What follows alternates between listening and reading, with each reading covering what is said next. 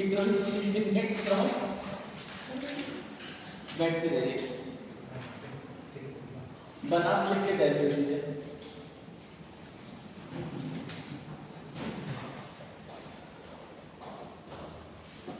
It originates from east of Aravalli. East of Aravalli. It originates from east of Aravalli. यानी अरावली की किस तरफ से निकलेगी? ईस्ट की तरफ से निकलेगी। सिंपल सी बात है। and falls in Chambal तो देखिए सीधी सी बात है कि आप इस चीज को समझ गए कि चंबल की क्या है, ट्रिब्यूटरी। बनास को हमने कवर कर लिया, ठीक है। अब इसके बाद जो हमारी नेक्स्ट नदी है, देखिए जो इम्पोर्टेंट है उसी को हम करेंगे, जहाँ से आपको क्वेश्चन मिलते जाएगा। एक नदी है, आप लोगों ने जरूर नाम सुना होगा, माही नदी के बारे में। माही लिख के ऐसे माही लिखिए, MHI माही रिवर। बोलिए क्या बच्चा? थोड़ा तेज बोलेंगे कि आवाज मेरे पास आ पाए। बोलिए। शायद टॉपिक ऑफ कैंसर, ये तो समझ में आया। उसके बाद आप क्या बोल रहे हैं? मतलब डेमोक्रेसी आप बोल सकते हैं। बोलिए। फर्स्ट तो मैं क्यों रोकूंगा? तो बैठ जाइए। मैं क्यों रोकने लगा आपको? फर्स्ट पेज पे बैठो, फर्स्ट पेज पे लिखिए। चलिए माही लिखिए, माही रिवर लिख के टेस्ट दे दीजिए, ठीक है। लिखेंगे this river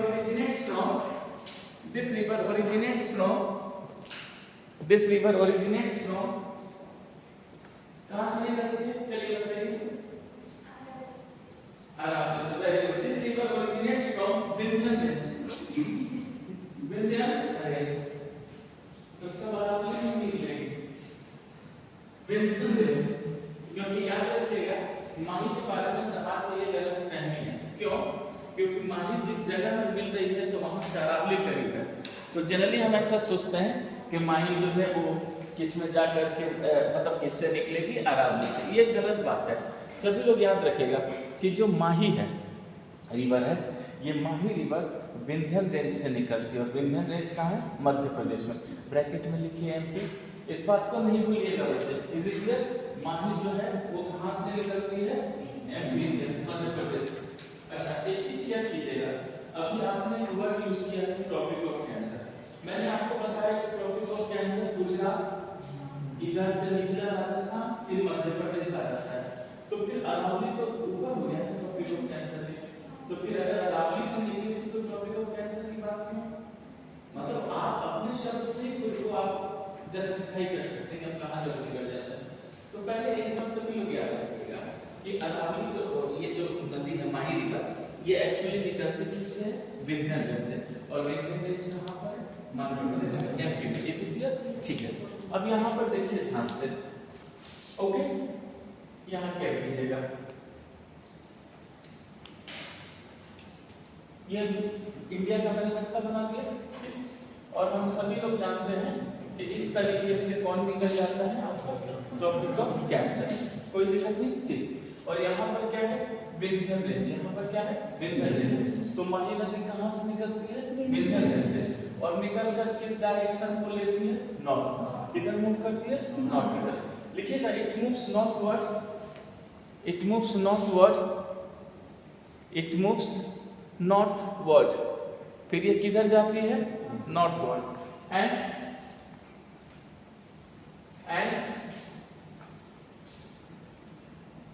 takes a horseshoe shape हाँ टेक्स लेना, TAKES, टैक्स नहीं, सेक्स, इट टेक्स, ठीक है, सही लिखना पड़ेगा। इट टेक्स हॉर्स समझते हैं? घोड़ा, हॉर्स शू, शू शेप। हॉर्स शू घोड़े का नाम होगी, घोड़े लोग जो अपने पैर में पहनते हैं आजकल, तो घोड़े का नाम ऐसे लिखना है हाफ मून की तरह। तो ये क्या होता है कि जब माही नदी विंध्यन रेंज से निकलती है, विंध्यन रेंज से निकल करती है नॉर्थवर्ड मुड़ती है, इधर नॉर्थ की तरफ मुड़ती है, और उसके बाद क्या करती है, हॉर्स शू शेप बनाती है। देख रहे हैं? तो बताइए भारत की कौन सी नदी है जो हॉर्स शू शेप बनाती है? माही नदी। प्लीज बैठे रहिएगा। माही नदी क्या बनाती है? Horse shoe shape. और बनाते हुए किस स्टेट में करती है? गुजरात में। लिखिएगा and enters in Gujarat, and enters in Gujarat, and enters in Gujarat. तो हॉर्स शू शेप बनाते हुए कहां एंटर कर जाती है? गुजरात। क्लियर हो गया? And enters in Gujarat. और गुजरात में जब ये एक जाती है तो जहां पर गिरती है वही है गल्फ ऑफ खंबा। क्या है? Gulf of Khambhat. लिखिएगा and falls in gulf of Khambhat, and falls in gulf of Khambhat, and falls in gulf of Khambhat, and falls in gulf of Khambhat. और ये गल्फ ऑफ खंबा में गिर जाती है। क्या कहते हैं बच्चे? गल्फ ऑफ खंबा में गिर जाती है। आप लोग नक्शे को ध्यान से देख रहे हैं, कुछ समझ में नहीं आ रहा क्या? राइट साइड ये सब समझ में आ गया? आपसे पूछूं क्या समझ में आया? आपने क्या वर्ड यूज किया था? Topic of cancer.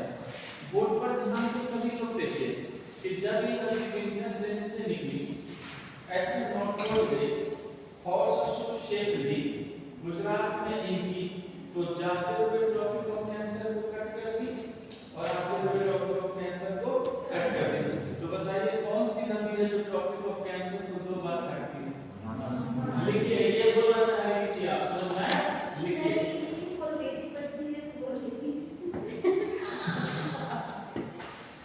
तेज बोलते तभी तो मैं सुन पाता, लेकिन मैं फिर भी समझ गया था कि तुम बोलना चाह रहे हैं। लिखिए माही रिवर, माही रिवर। मैंने क्या कहा? आप एक भी वर्ड अगर जानते हैं बोलिए, मैं उसको क्लियर करके दूंगा आपको, आपके माइंड से उसको क्लियर कर दूंगा। लिखिए माही river cuts topic of cancer twice, cuts topic of cancer twice, cuts topic of cancer twice।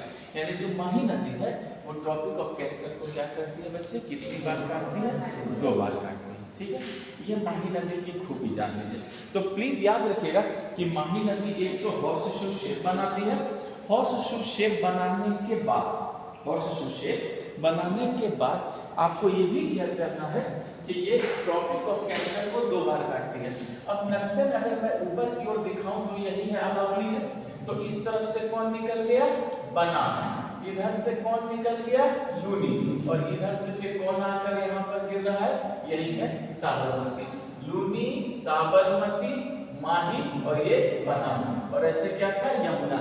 इधर से फिर क्या? चंबल, सिंध, बेतवा, देखिए अपने आप ग्राफ में डिजाइन समझ में आया?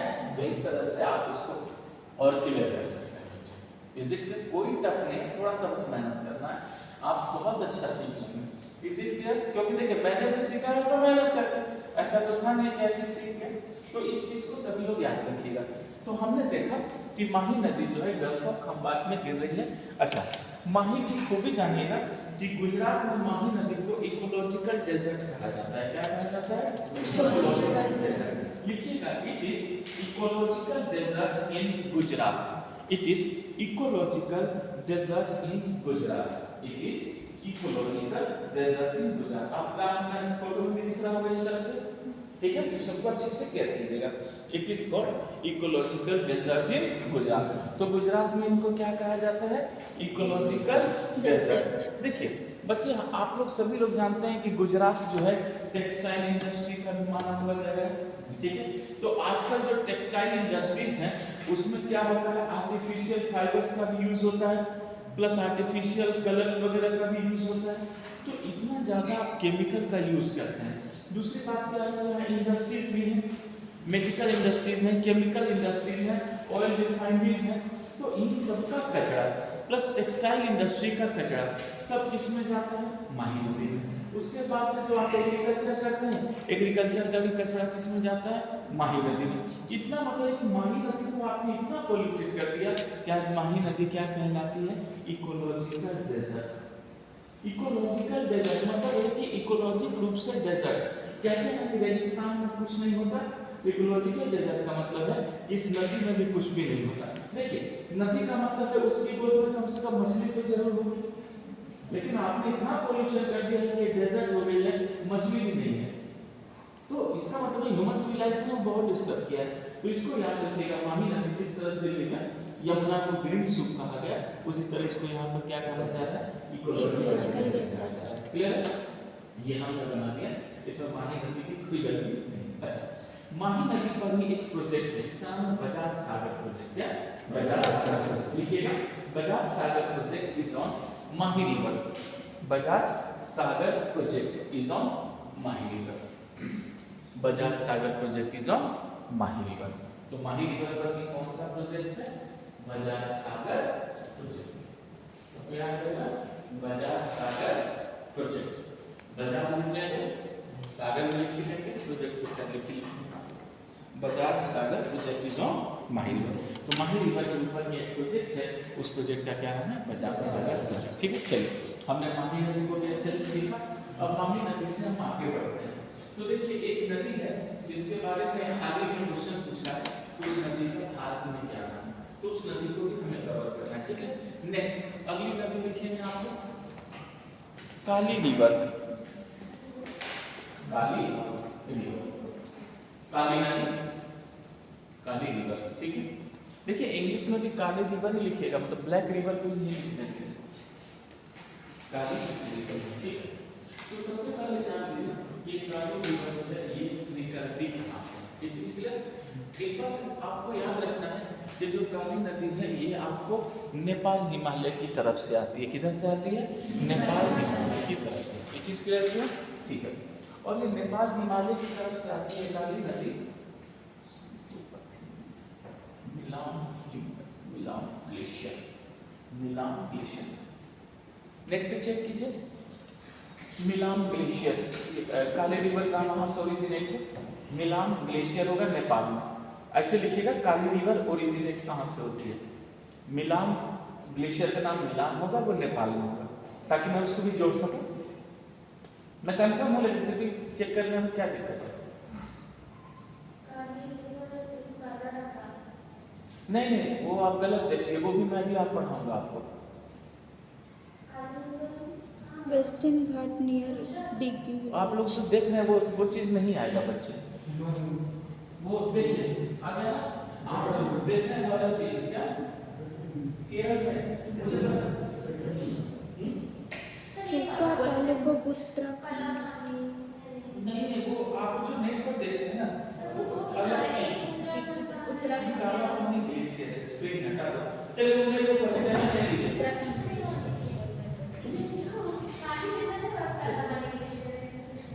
ये मैं आपको क्लियर करूंगा, ये साउथ इंडिया में जो बता रहा है फ्रॉम द काला पानी spring glacier area in Himalaya. हां ठीक है, वो मैं क्लियर करूंगा, इसे तो आप कंफ्यूज नहीं होइएगा। सुनिए सभी लोग, अभी मैंने क्या बोला है? काली रिवर कहा, ठीक है, और जब केरला वाला बताऊंगा तो काली रिवर नहीं बोलूंगा, काली नदी रिवर बोलूंगा। क्या? काली नदी रिवर, यानी काली नहीं काली नदी।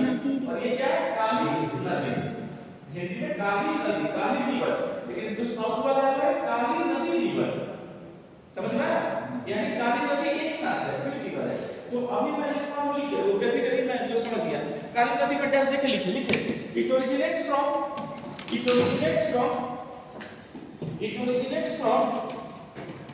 मिलान glacier. It originates from Milan, M-I-L-A-N.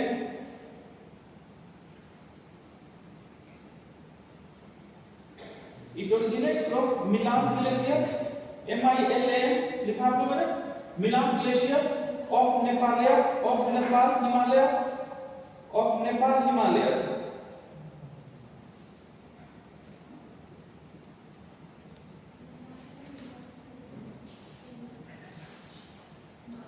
लिख लिया आप लोगों ने?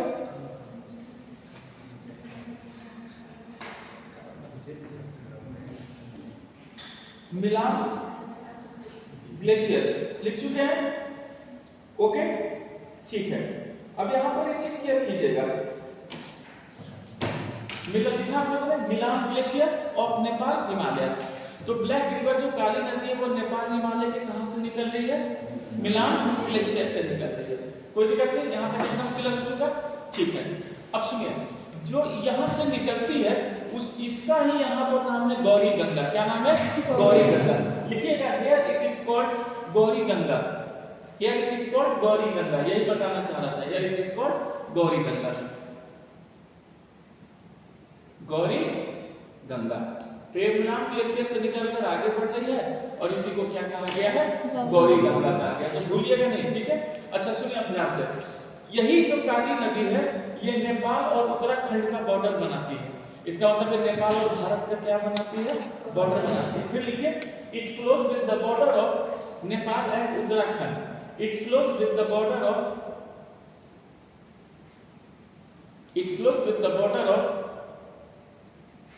It flows with the border of Nepal and Uttarakhand. Nepal and Uttarakhand।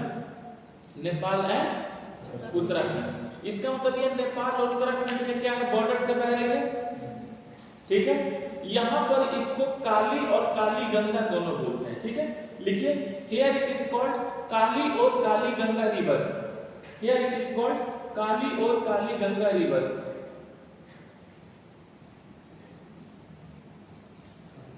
Kali or Kali Ganga river, मतलब सिर्फ काली नदी भी बोलते हैं और काली गंगा रिवर भी बोलते हैं, ठीक है। उसके बाद देखिए, उत्तराखंड नेपाल के बॉर्डर से बहते हुए फिर अभी कहां इन करेगी? भारत में। समझ में आया? फिर लिखिए, it enters in India. It enters in India. It enters in India. अब ये कहां इन कर गई? इंडिया में। इंडिया में इनका क्या नाम है? याद रखिएगा, जब मैं आपको हिमालय पढ़ा रहा था तो मैंने काली के साथ ब्रैकेट में लिख दिया था शारदा। क्या कहा गया? शारदा। लिखिए, it is called Sharda in India. It is called Sharda river in India. तो इंडिया में आप इसको क्या बोलते हैं? Sharda river. It is called Sharda river in India. Okay, तो भूलिएगा नहीं कि ये इंडिया में क्या कहलाती है? शारदा। अब जो शारदा है वो किसकी ट्रिब्यूटरी है? गंगा की। फिर लिखिए, it falls in Ganga and called Chowk. It falls in Ganga. ये कहां गिर जाती है? गंगा में गिर जाती है। हाँ, फॉल्स इन गंगा, यानी किसकी ट्रिब्यूटरी है? गंगा की ट्रिब्यूटरी। चलिए, आपने काली नदी को भी सीख लिया। तो देखिए, मैं फिर से कह रहा हूं, एक आएगा काली रिवर, ठीक है, और एक आएगा काली नदी रिवर। तो काली ये है, काली नदी वो है जो मैं अभी आपको पढ़ाऊंगा। It is clear? तो बेफिक्र तरीके से पहले मैं इंडिया कवर करा रहा हूं। ओके, अब यहां पर सभी लोग क्या कीजिएगा कि आपने काली नदी को सीखा, ठीक है। अब काली नदी से फिर हम आगे बढ़ते हैं, दूसरी मेन करेंगे। लिखिए अपना Ramganga. Ramganga, Ramganga river. Ramganga river, Ramganga river. It originates from Nainital Himalaya, Uttarakhand. It originates from Nainital Himalaya of Uttarakhand. It originates from Nainital, Nainital जाने हैं उत्तराखंड में, वहीं के हिमालय से Nainital Himalaya Uttarakhand. Nainital Himalaya Uttarakhand and falls in Ganga, और गंगा में गिर जाती है। एंड फॉल्स इन गंगा, कहां गिर जाती है? गंगा। चलिए, हमने याद रखिएगा, वो किशन गंगा कवर किया था, फिर रामगंगा। गंगा नाम किस पर लगा है, हम उसको पहले क्लियर करते हैं, ठीक है। ओके, नेक्स्ट अगली नदी पर जाइए, मेन करते हैं। रामगंगा कर लिया आप लोगों ने। एक और नदी है इंपॉर्टेंट है, घाघरा।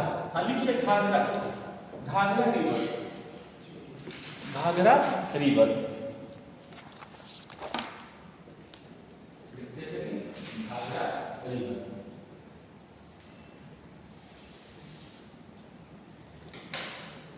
ओके, ठीक है। अब देखिए, सबसे पहले घाघरा के बारे में जान लीजिए कि ये एक तरह से तिब्बत की तरफ से आती है। कहां से? तिब्बत की तरफ से आती है। अगर तिब्बत की तरफ से आएगी इसका मतलब एंटीसीडेंटल रिवर हो गया, क्योंकि हिमालय को काटेगी। लिखिए, it is antecedental river, it is antecedental river, it is antecedental river, it is antecedental river, it is antecedental river. Okay, इसका मतलब अच्छा, और आएगी कहां से? तिब्बत की तरफ से। ठीक है, लिखिएगा it originates from Tibet, it originates from Tibet. Okay, फिर लिखिएगा it enters in Nepal, it enters इन नेपाल, फिर ये नेपाल में चली जाती है, it enters in Nepal, called Karnali. Nepal में क्या बोलते हैं इनको? कर्णाली, कर्णाली, कर्णाली रिवर। ठीक है, it enters in Nepal called Karnali. Nepal में क्या बोला गया है? कर्णाली। उस पर क्या लिखेगा? It enters in India, Bihar, it enters in India, it enters in India. आप कहां पर आ गए?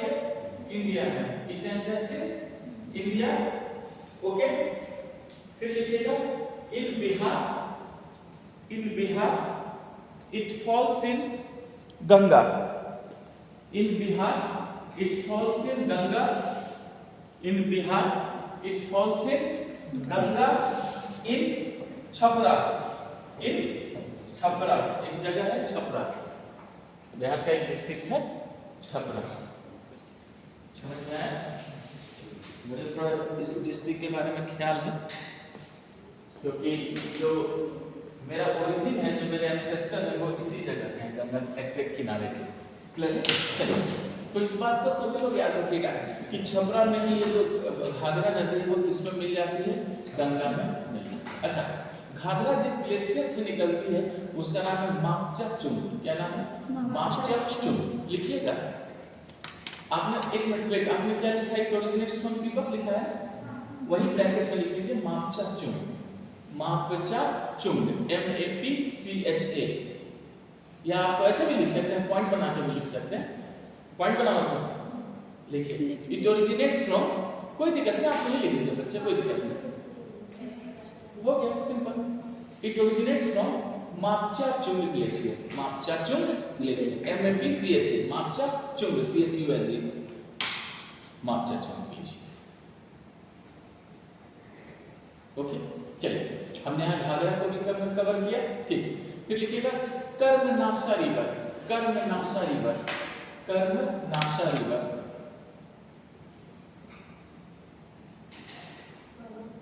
कर्मनाशा रिवर, कर्मनाशा, कर्म समझते हैं?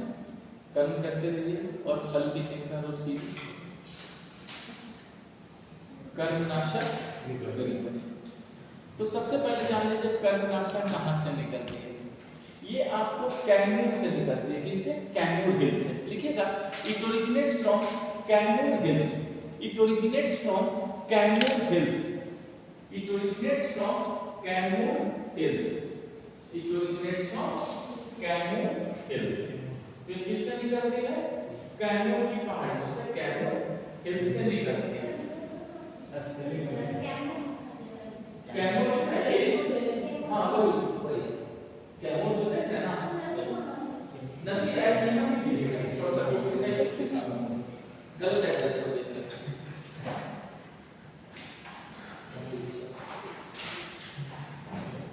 अब अगर क्या लीजिएगा, देखिए तो कितना बड़ा दिखता है कर्मनाशा, और देखिए कितना बड़ा कैमूर दिखता है। तो वहाँ क्या देखता है? KAIMUR, KAIMUR, Karmanasha. अभी मैंने लिखा, हाँ, यूपी वाले मैप में देख रही हो ना, फुल मैप में दिख रहा है।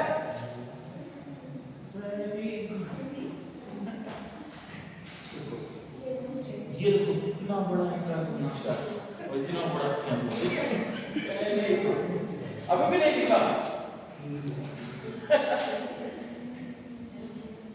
यहाँ ये क्या लिखा है और ये क्या लिखा है? कैमूर निकल रहा है।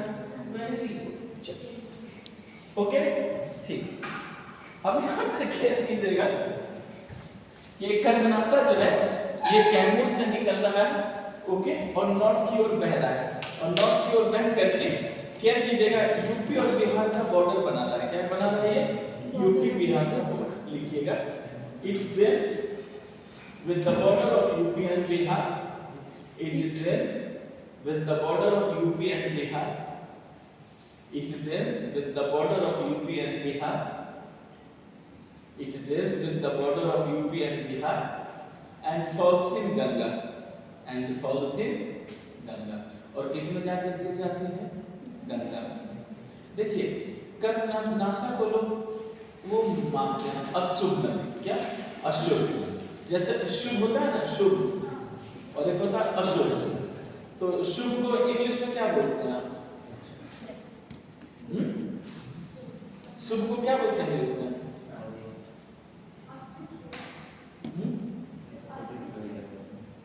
तो ये वेल है, शुभ है, एक होता है अशुभ।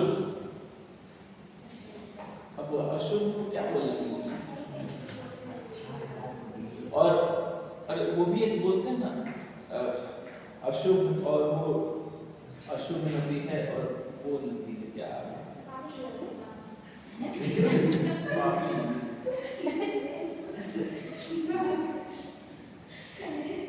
अशुभ नदी है और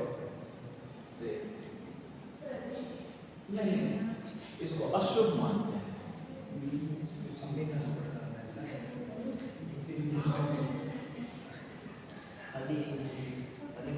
लिख लीजिए, मतलब इट इज ऐसे लिख लीजिए, it is considered as not a good river. ऐसे लिख लीजिए सिंपल। हाँ, आप पवित्र नदी, अशुभ नदी और अपवित्र नदी मानते हैं। लिख लीजिए, आप लोग को जो समझ में आए लिख लीजिए। मतलब अपवित्र मानते हैं और अपशब्द मानते हैं। हाँ, इनहोली, एक तो समझ में आया इनहोली, तो यही लिख लीजिए, इट इज इनहोली रिवर। अपवित्र, गुड फॉर्चून तो शुभ, बैड फॉर्चून अशुभ। वही लिख लीजिए, बैड फॉर्चून। हाँ, अनफॉर्चुनेटली जो बोलते हैं, अनफॉर्चुनेटली, दुर्भाग्य। लिख लो। हाँ, कौन सा लिखेंगे? तो लिखिएगा इट इज, क्या बोला आपने? Unholy river and unfortunate river, unfortunate river. लोग मानते हैं कि त्रिशंकु नाम का राक्षस था, उसके मुंह से निकला ये, इसलिए इसको अशुभ बोला गया। क्लियर हो गया? चलिए, ओके, आपने ये भी समझ लिया। अगला लिखिए Punpun, Punpun river, PUN, Punpun river. Next Punpun, हाँ नेक्स्ट तो हेडिंग ही होगा, Punpun river.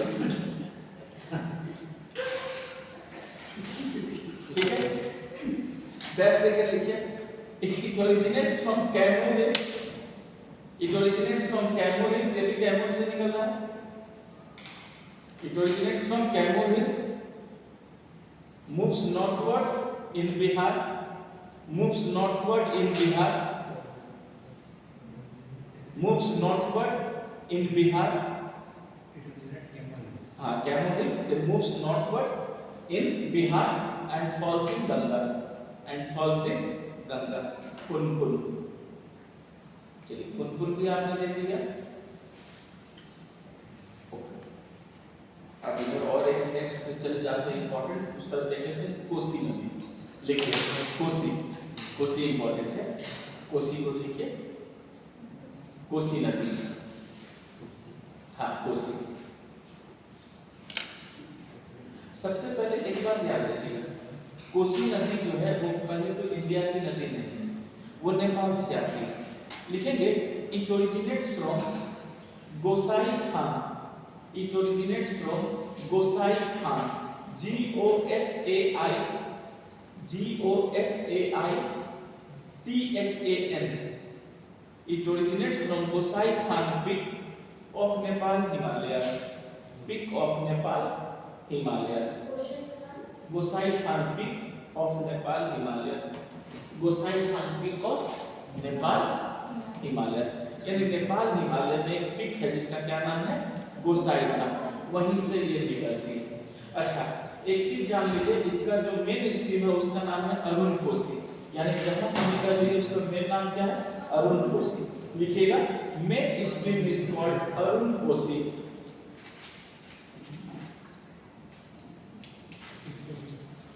Main stream is called Arun Kosi. एक बार बोलिए, बोला तो एक बार, अच्छा दोबारा बोलिए। लिखिए main stream is called Arun Kosi. Main stream is called Arun Kosi. तो इसी के मेन स्ट्रीम को क्या कहा जाता है? अरुण कोसी। अब सभी लोग ध्यान से सुनिएगा, एक्चुअली कोसी अकेली नदी नहीं है, इसका मेन स्ट्रीम का नाम है अरुण कोसी। इसका मतलब है दूसरे स्ट्रीम भी होंगे। तो याद रखिएगा कोसी नदी एक दो नदी नहीं है, 7 नदियों का योग है। कितनी नदियों का? 7। लिखिए it is summation of 7 reverse. समझ में आ रहा है? ये नहीं सोचिएगा एक नदी आ गई Kosi, it is summation of 7 reverse. ये पूरे 7 नदियों का क्या है बच्चे? समेशन है। अब सोचिए कि नेपाल तो ऊंचाई पर है, उसमें 7 नदी निकल रही है, सोचिए कितनी स्पीड होगी। और वही सातों नदियां मिलकर के आगे बढ़ रही है, तो और पहाड़ से उतर रही है, सोचिए स्पीड कितनी होगी। और जब ये पहाड़ से उतरकर मैदान में आती है तो कौन सा देश है? इंडिया। और स्टेट कौन सा है? बिहार। तो 7 नदियां पहाड़ से उतरेंगी, सोचिए कितना पानी और कितनी स्पीड होगी। अचानक इंडिया में आएंगी, बिहार में और मैदान में, तो क्या मैदान में स्पीड संभाल लेगा? जब स्पीड नहीं संभालेगा तो फिर क्या लाएगा? फ्लड लाएगा। इसीलिए कोसी को क्या बोला गया है? शोर ऑफ बिहार। समझ में? लिखिए it enters in plain in India, it enters in plain in India in Bihar, it enters in plain in India in Bihar, it enters in plain in India in Bihar. इसका मतलब ये बिहार राज्य में, भारत में किसमें इन करती है? मैदान में करती है। तो सोचिए बच्चे इसके पानी को आप कैसे कंट्रोल कीजिएगा? याद रखिएगा कोसी नदी बहुत डेंजरस नदी है, वहाँ इतना पानी है इनके पास। उसके बाद जैसे ये बिहार में आती है, क्या लाती है? बाढ़ लाती है, इसीलिए इनको बिहार का शोक कहा गया है। लिखिएगा it causes intensify flood here, it causes intensify flood hair.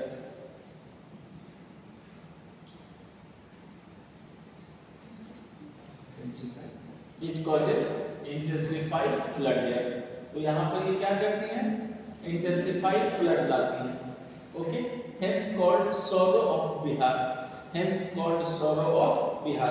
इसीलिए इनको आप क्या बोलते हैं? बिहार का sorrow। sorrow का मतलब समझते हैं? दुख, शोक। उसको जैसे ना बोलते हैं हमें बहुत दुख है, sorrow of, ये बिहार का क्या है बच्चे? sorrow। इसी में बिहार में कोसी नदी पर एक बैराज बनाया गया है जिसका नाम है हनुमान नगर बैराज। क्या नाम है? हनुमान नगर बैराज। लिखिएगा Hanuman Nagar barrage is made on Kosi river. ये सब बहुत इंपॉर्टेंट है बच्चे। Hanuman Nagar barrage, Hanuman Nagar barrage is made on Kosi river, Hanuman Nagar barrage is made on Kosi river. तो कोसी नदी के ऊपर जो बैराज बना उस बैराज का क्या नाम है? हनुमान नगर। ये भूलिएगा नहीं, हनुमान नगर बैराज किसमें है? कोसी नदी में। अच्छा, कोसी नदी आगे बढ़ती है तो फिर कहाँ गिरती है? गंगा में। तो कोसी नदी को भी कौन शांत करती है? गंगा में। सोचिए कोसी नदी खुद इतनी खतरनाक है, इतनी डेंजरस है, उस नदी को गंगा कितनी आराम से शांत कर देती है कि बाढ़ ही खत्म। समझ लीजिए, लिखिए कोसी फॉल से गंगा। ऐसे नहीं गंगा नदी को मदर का दर्जा दिया गया है, कोसी फॉल से गंगा। कोसी नदी कहाँ आकर मिल गई? गंगा नदी में मिल गई और गंगा नदी ने कहा शांत हो जाओ, शांत। आई बात समझ में ना? चलिए यहाँ हमने कोसी को भी कवर किया, कोसी की मुख्य बातें आपको जरूर याद रखिएगा। उसके बाद एक और नदी है, यहाँ पे लिखिए महानंदा। महानंदा ये गंगा की अंतिम ट्रिब्यूटरी है, Mahananda river, Mahananda river. Okay, लिखिएगा it is the last tributary of Ganga from left side, it is the last tributary of Ganga from left side, it is the last tributary of Ganga from left side, it it is the last tributary of Ganga from left side, यानी left side से जो गिरने वाली नदियां में जो महानदी है वो क्या है बच्चे, लास्ट ट्रिब्यूटरी है। अच्छा, महानदी बोल रहा हूँ मैं, महानंदा लिखा है ना आप लोगों ने, गुड। अब महानंदा निकलती कहाँ से है, दार्जिलिंग के हिल्स, लिखिएगा it originates from Darjeeling hills, it originates from Darjeeling hills.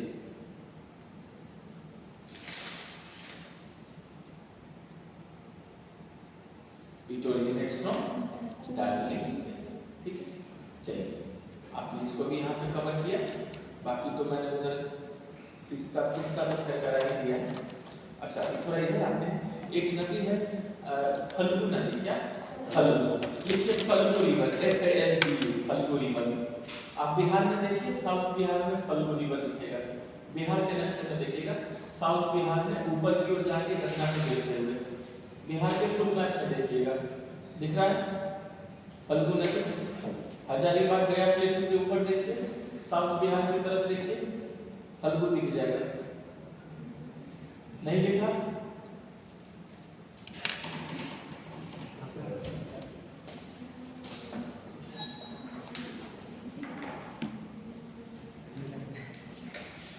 South Bihar की तरफ देखिए, ऊपर की तरफ देखिए, ये क्या है,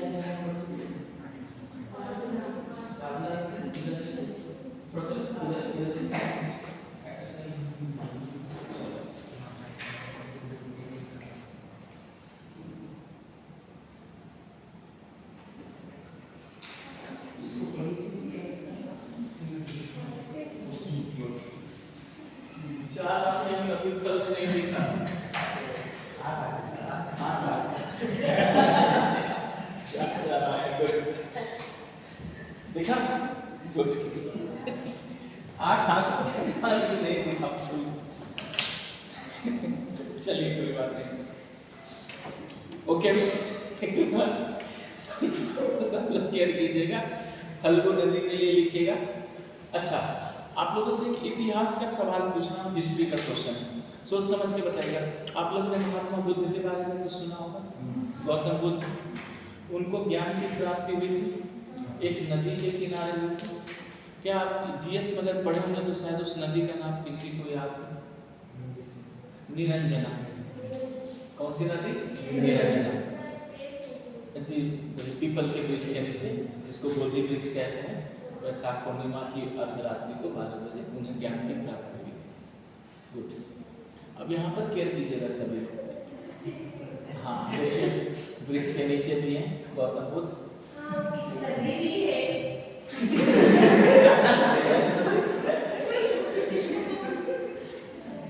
तो वो जो पीछे नदी देख रहे हैं आप, ठीक है, वही है निरंजना नदी। कौन सा है वो, निरंजना नदी। अभी आपने हेडिंग क्या दिया, फल्गु नदी। फल्गु ही क्या है, लिखिए it is historical Niranjana river. समझ में आया, यही है Niranjana river, it is historical Niranjana river. बेफिक्र रहिए, मेरे से जितना टेस्ट होगा उतना तो मैं जरूर करके दूंगा, बस मेहनत तो करना होगा। समझ में आया, खूब पढ़ना है, सबको मेहनत करना है, सबका रिजल्ट होना चाहिए, क्या बड़े भाई। चलिए, यहाँ तक एकदम क्लियर हो गया, ओके। तो फल्गु नदी ही क्या है, हिस्टोरिकल निरंजना रिवर। अब फल्गु नदी निकलती कहाँ से, तो याद रखिएगा, ये साउथ बिहार में गया प्लेटू से निकलती, लिखिएगा इट ओरिजिनेट्स फ्रॉम गया प्लेटू, इट ओरिजिनेट्स फ्रॉम गया प्लेटू ऑफ साउथ बिहार, गया प्लेटू ऑफ साउथ बिहार, गया प्लेटू of south Bihar and falls in south Bihar में का। आप देख सकते हैं एटलस में गया प्लेटू लिखा है क्या, निकलते हुए कहां से दिखा रहा है, हजारीबाग गया प्लेटू कुछ ऐसा लिखा, साउथ बिहार, ठीक है। उसको लिखिए इट फॉल्स, दिख गया, थैंक गॉड, लिखिए लिखिएगा it falls in Ganga, it falls in Ganga. कुछ नहीं है, बस रिवीजन कीजिए, आराम से हर चीज को देखते रहिए। देखिए, ऐसा नहीं है, हो सकता है मैं कोई वर्ड से चूक जाऊँ तो कम से कम आप रिवीजन प्रैक्टिस करेंगे तो वो चीज़ और हो जाएगी, लेकिन मेरी पूरी कोशिश होगी मैं डिस्टर्ब नहीं करूँगा। चलिए यहाँ तक सबको समझ में आया? ओके, अब यहाँ से हमने मेन नदी को तो कर लिया है, अब एक और नदी की ओर चलते हैं जो इसी की तरफ है, लेकिन हम केयर नहीं करेंगे। आप लोगों ने सुना होगा दामोदर रिवर, लिखिए दामोदर रिवर, डैश दामोदर जी, एकदम सटीक जवाब, सौरव ऑफ वेस्ट बंगाल। उसको भी समझते हैं क्यों है वहां के लोगों का दुख काहे खत्म नहीं होता। क्लियर है? लिख लिया आप लोगों ने दामोदर रिवर, ठीक। चलिए सबसे पहला और क्वेश्चन ये है कि दामोदर रिवर निकलती कहाँ से, पहले हमें ये समझना है। याद रखिए झारखंड में जो छोटा नागपुर पठार है, छोटा नागपुर प्लेटू है, वो उसी से निकलती है, ठीक है। लिखिए इट ओरिजिनेट्स फ्रॉम छोटा Nagpur प्लेटू of Jharkhand, it originates from छोटा नागपुर प्लेटू ऑफ झारखंड। दामोदर के लिए मैं बहुत इंपॉर्टेंट बातें बताऊंगा, प्लीज इसको अच्छे से आप लोग केयर कीजिएगा। मैं कुछ एडवांस भी इसमें ऐड करूंगा, जो कहीं नहीं मिले तो घबराने का नहीं, सबसे पहले मेरे नोट्स को देखने का। It is clear? It originates from छोटा नागपुर प्लेटू ऑफ झारखंड, ठीक है। ब्रैकेट में लिखिए 510 मीटर, 510 मीटर, 510 मीटर, कितने मीटर की ऊंचाई से? 510 मीटर। आपको लगेगा कि ज्यादा तो है नहीं 510 मीटर, लेकिन फिर भी 510 मीटर होता है ऊंचाई। अच्छा सुनिए, दामोदर नदी को कहा गया है ये रेजुवनेटेड रिवर है। ये सबसे इंपॉर्टेंट बात सुनिए, क्या है ये? रेजुवनेटेड रिवर है। ये बहुत इंपॉर्टेंट बात मैं आप लोगों को बता रहा हूँ।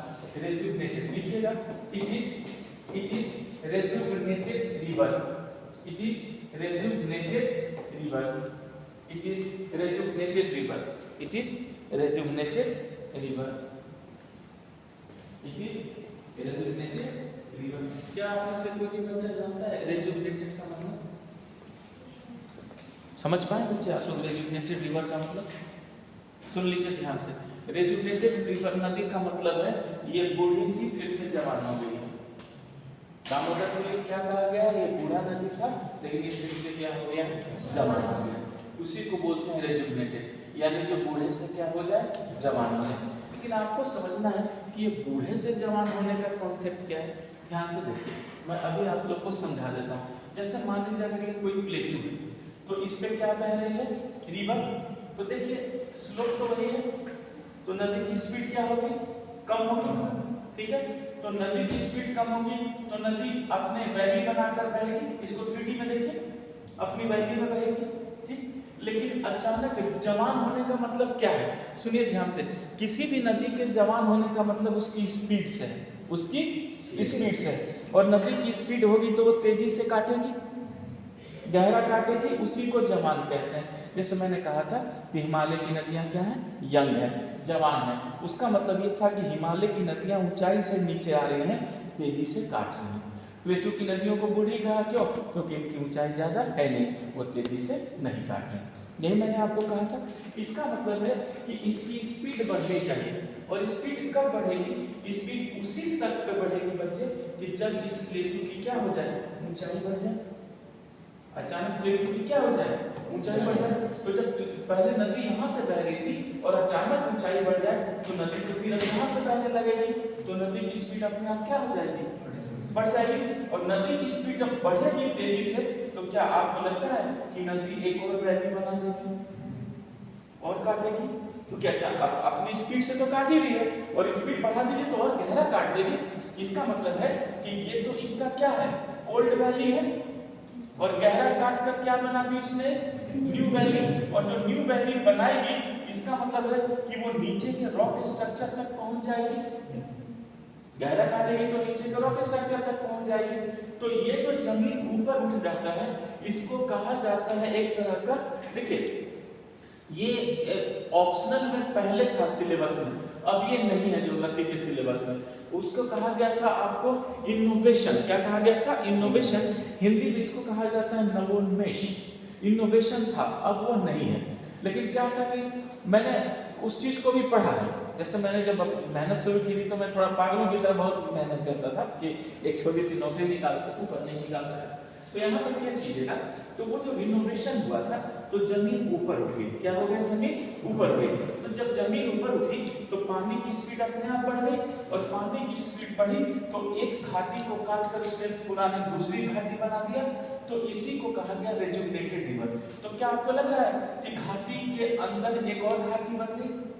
घाटी के अंदर ही एक और घाटी बन गई, और जब घाटी के अंदर एक और घाटी बन जाए तो आप इसी को क्या बोलते हैं? Super imposed river.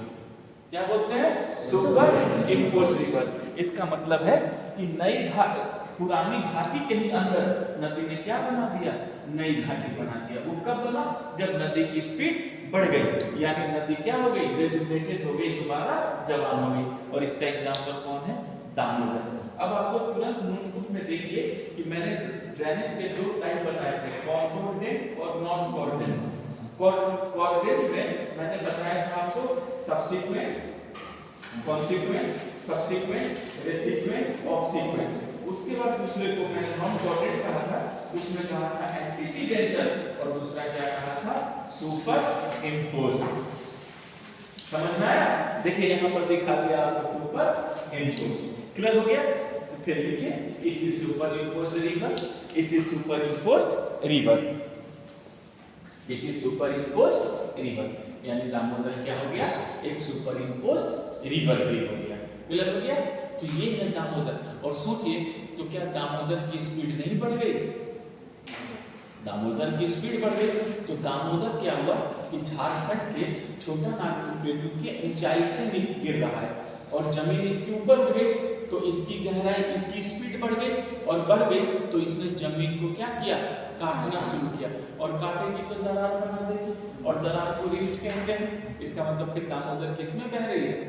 रिफ्ट में बह रही है। लिखिए इट फ्लोज इन रिफ्ट, एकदम समझते चलिए।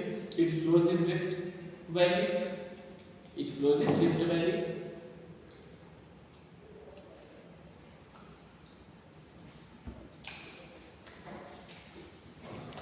It flows in rift valley. तो ये किसमें बह रही है? रिफ्ट वैली में बह रही है। एकदम क्लियर हो चुका है, दरार में बह रही है। और सोचिए कि रिफ्ट तो नैरो होता है, तो नैरो में बहेगी तो पानी की स्पीड तो और बढ़ेगी, और एक तो ये जवाब हो गया तो और स्पीड बढ़ गया है, ऊंचाई से निकल रहा है तो और स्पीड बढ़ रहा है। तो स्पीड को लेकर के प्लेटू से नदी फिर नीचे उतरेगी तो कहाँ उतरेगी? प्लेन में। और प्लेन कहाँ है? वेस्ट बंगाल में, क्योंकि झारखंड तो प्लेटू स्टेट है। इसका मतलब है दामोदर नदी वेस्ट बंगाल में कहाँ इन करता है? प्लेन में। लिखिएगा it enters in plain in West Bengal, it enters in plain in West Bengal, it enters in plain in West Bengal. अब ये वेस्ट बंगाल में किस में इंटर कर गया बच्चे? प्लेन में। It enters in plain in West Bengal. तो क्या नदी मैदान नदी की स्पीड को कवर कर पाएगी? तो क्या लाएगा ये? बाढ़। कहाँ? बंगाल में। इसलिए क्या कहा जाएगा? सौर ऑफ बंगाल। झारखंड वाले बच गए, मैं भी बच गया। लिखिए आपने लिखा it enters in plain in West Bengal, ये लिख लिया। फिर लिखिए it causes intensified flood here, it causes intensified flood here. ये भी बहुत खतरनाक है दामोदर नदी। It causes intensified flood here, intensified flood here.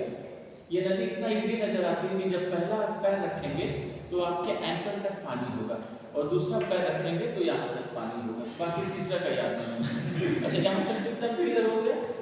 तो इस चीज को याद रखना। It is clear? गुड। तो ये तो हमने सीख लिया। ओके, तो इसको बिहार का क्या बोला गया? सौर। कॉल्ड सौर ऑफ बंगाल, सौर ऑफ बंगाल, कॉल्ड सौर ऑफ बंगाल। तो हमने इसको बंगाल का क्या बोल दिया? सौर कह दिया। और पूरे बंगाल में ये जबरदस्त बाढ़ लाती है। अच्छा, फिर ये बंगाल में जब बढ़ रही है, अच्छा मैं आप लोगों से क्वेश्चन, क्योंकि अचानक मेरे दिमाग में क्वेश्चन आया, तो मैंने सोचा कि आप लोगों से ही पूछ लूँ।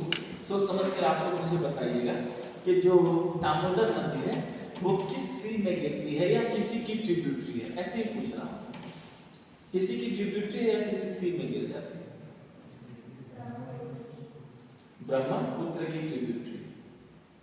कहाँ? Brahmaputra Bangladesh.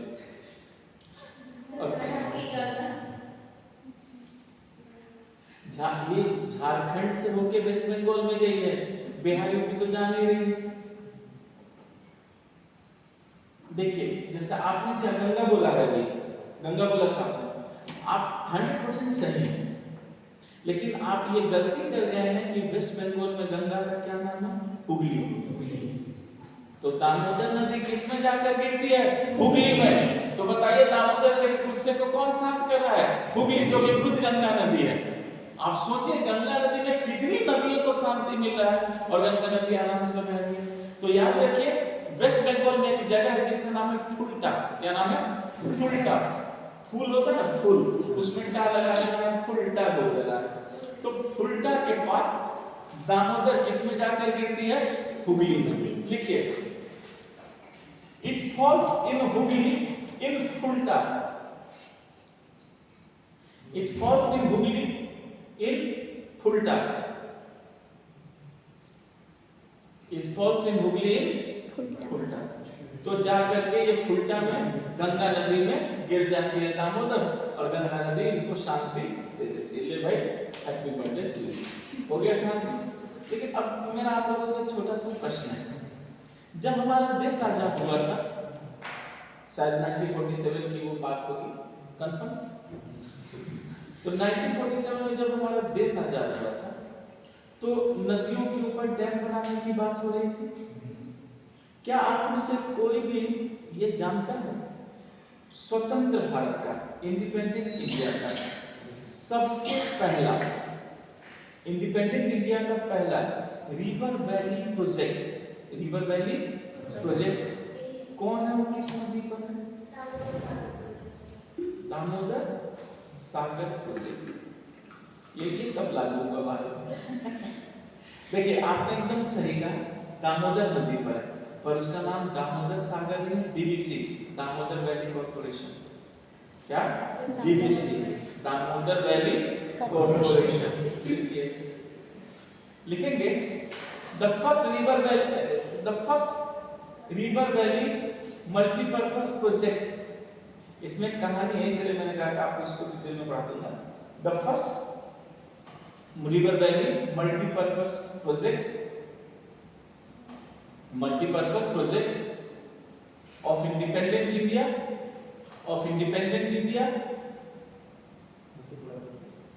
the first river valley multi-purpose project of independent India was made on Damodar river, was made on Damodar river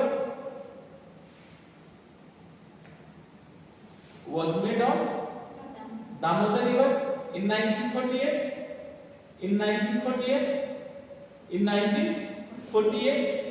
called Damodar Valley Corporation,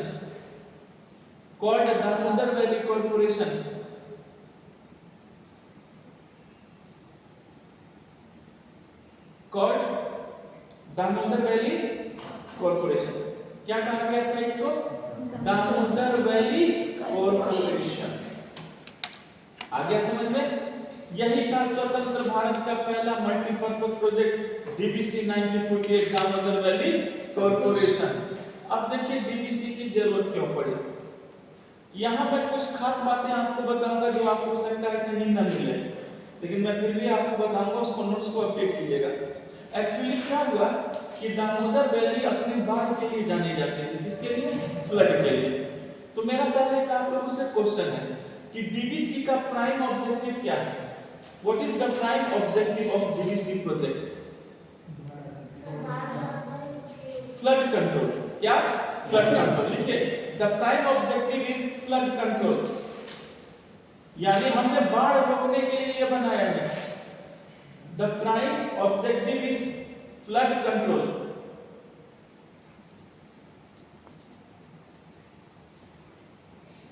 the prime objective is flood control. तो डीबीसी का जो प्राइम ऑब्जेक्ट है वो क्या है, flood control, कि बाढ़ को रोका जाए। अब देखिए क्या हुआ कि क्वेश्चन है कि डीबीसी वर्ल्ड के किस देश के, किस रिवर के प्रोजेक्ट पर बेस्ड है। ऐसी बातें हैं जो हम नहीं जानते, मैं जानता हूं। सुनिए सभी लोग, ये यूएसए की एक नदी है, यूएसए की नदी है जिसका नाम है टेनेसी। क्या नाम है? टेनेसी। लिखिए, this project was based upon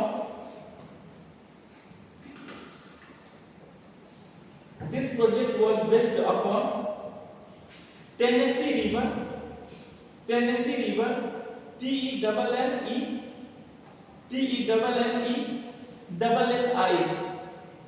Tennessee River of USA, Tennessee River of USA।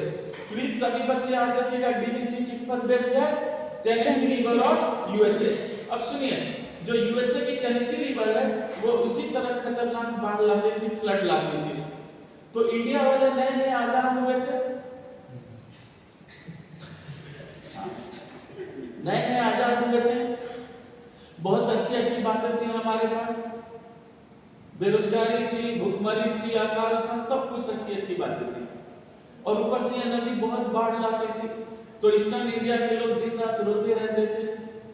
तो किसी ने कहा कि देखो भाई, अमेरिका में एक नदी है टेनेसी, वो भी दामोदर की तरह ही है और वो भी खतरनाक फ्लड लाती है, लेकिन अमेरिकन ने कंट्रोल कर लिया। तो जाओ अमेरिका जाकर पूछो कैसे कंट्रोल हुआ। तो यहाँ के एकदम सुबह सुबह 4-5 नेता मंत्री थे, तैयार होकर परफ्यूम लगाकर अमेरिका गए। वहां गए, वहां पर बैठ के रोते रहे। फिर उन लोगों ने कहा रुको, उठो, चाय पानी पियो और बताओ क्या प्रॉब्लम है। उन्होंने चाय पीते हुए, लाल रंग की चाय, उन्होंने चाय पीते हुए ये कहा कि सब लोग बहुत दुखी हैं, बाढ़ ये फ्लड आ रही है और हम लोग डूब मर रहे हैं बिना मतलब का। तो उन्होंने कहा कि हाँ प्रॉब्लम तो बड़ी है, तो ऐसा करो कि हमारे यहाँ एक नदी है जिस पर हमने डैम बना लिया है, जाओ तुम भी डैम बना लो। इसका मतलब है उन्होंने उसी प्रोजेक्ट को इंडिया में लाया और अमेरिका ने बोला था कि आपको 7 डैम बनाने हैं। कितने? 7 ओके। और जो इसका इंजीनियर था उसका नाम था W.L. Brudaden। खैर इंजीनियर का नाम नहीं जाने। कितना प्रोजेक्ट उन्होंने बोला था? 7। लेकिन हम इंडियन थे, हमने अपने इंडियन होने का पूरा परिचय दिया और 4 डैम बनाए। 3 के पैसे बचाए, मतलब 4 का फायदा मिला ना 7 का फायदा मिला। जब अमेरिका ने कहा था कि 7 बना लो भाई, तो 4 बनाने का क्या जरूरत है? और हमारे यहाँ ऐसे भी इंजीनियर है, मेरी तरह भी, मेरा भी बचपन से एक सपना है कि इंजीनियर बनूं, 2-4 फुट बीच नदी में गिराऊं, पर गिरा नहीं पाया। तो इस बात को याद रखिए, कितने डैम बोले? 7। आपने कितने बनाए? 4। गलती कर दी। यही 4 डैम था जिसका नाम था पंचेत तिलैया पोलार्ड मेथड। लिखेंगे 7 dam was proposed but 4 dam was made। 7 dam was proposed, 7 dam was proposed but 4 dam was made। 7 dam was proposed but 4 dam was made। Panchet Tilaiya Konar Maithon, Panchet Tilaiya Konar Maithon, Panchet Tilaiya Konar Maithon. कहा जाता है कि जब ये प्रोजेक्ट बने थे तो बहुत खूबसूरत, बहुत बड़े प्रोजेक्ट थे, सब लोग इनको देखने आते थे, इसलिए आसपास के लोग नहीं जा पाते थे। लेकिन आज हमने इसका इतना अच्छा रखरखाव किया है कि कोई नहीं जाना चाहता। अब इतना अच्छा रखरखाव कौन जाएगा? भाड़ी में तो उसमें बैठना चाहिए।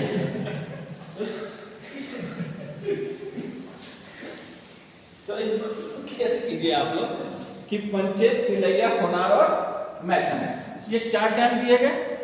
ओके, ये टूरिस्ट प्लेस, पिकनिक स्पॉट के रूप में था। लेकिन इस तिलैया के लोगों ने कितना मजाक बना दिया, झुमरी तिलैया और क्या क्या बोलते हैं, जबकि बता देते हैं ये तिलैया सैनिक स्कूल के लिए फेमस है। क्या है तिलैया में?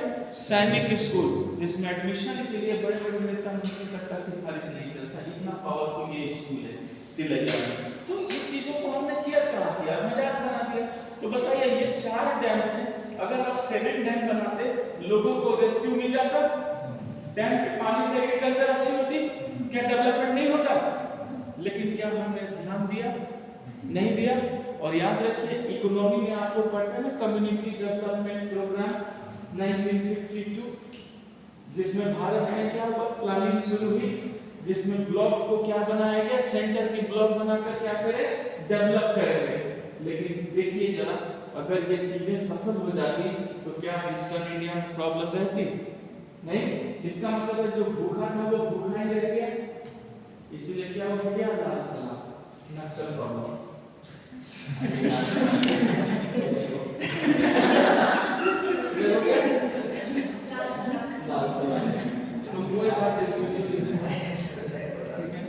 तो मैं जब से वापस आना भी है, ठीक है।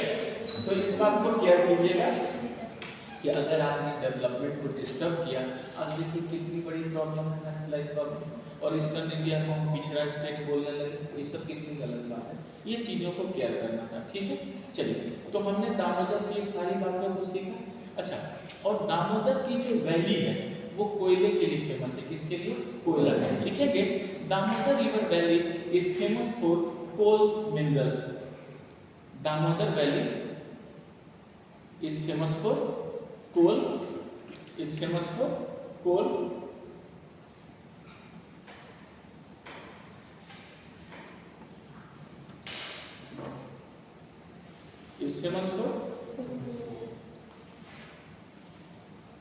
is famous for कोल।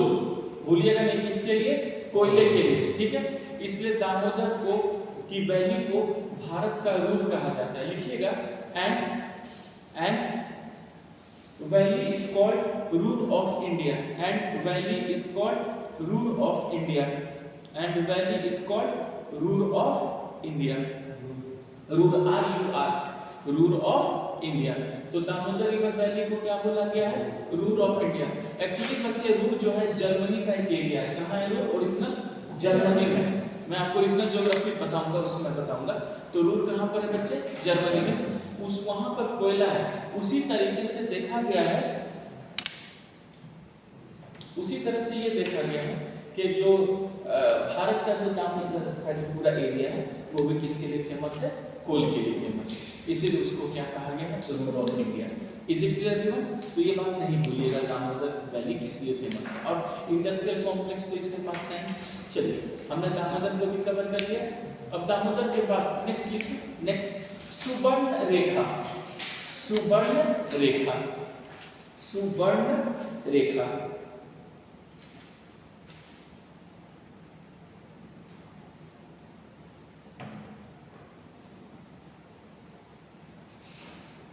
सुवर्ण रेखा, ठीक है। अच्छा, अब देखिए सुवर्ण रेखा जो है ठीक दामोदर के साथ ही है, और दामोदर क्या है? थोड़ा नॉर्थ की तरफ है। सुवर्ण रेखा क्या है? साउथ में। और सुवर्ण रेखा भी जो है वो छोटा नागपुर प्लेटू से ही निकलती है, लेकिन रांची के नजदीक से। Is it clear? लिखेंगे इट ओरिजिनेट्स फ्रॉम छोटा नागपुर प्लेटू, ब्रैकेट में रांची लिख लीजिएगा।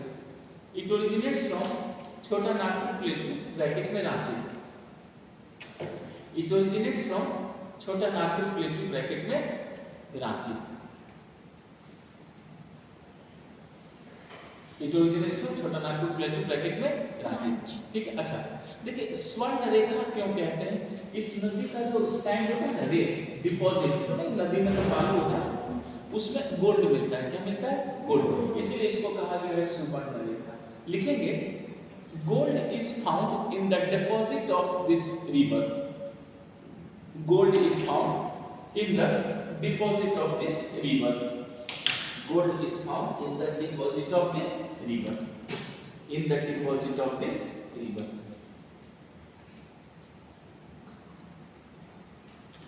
Gold is found in the deposit of this river. तो इस नदी के जो डिपॉजिट है बच्चे, उसमें क्या मिलता है? सोना। इसलिए इसको सुवर्ण रेखा भी कहा जाता है। अच्छा, सुवर्ण रेखा पर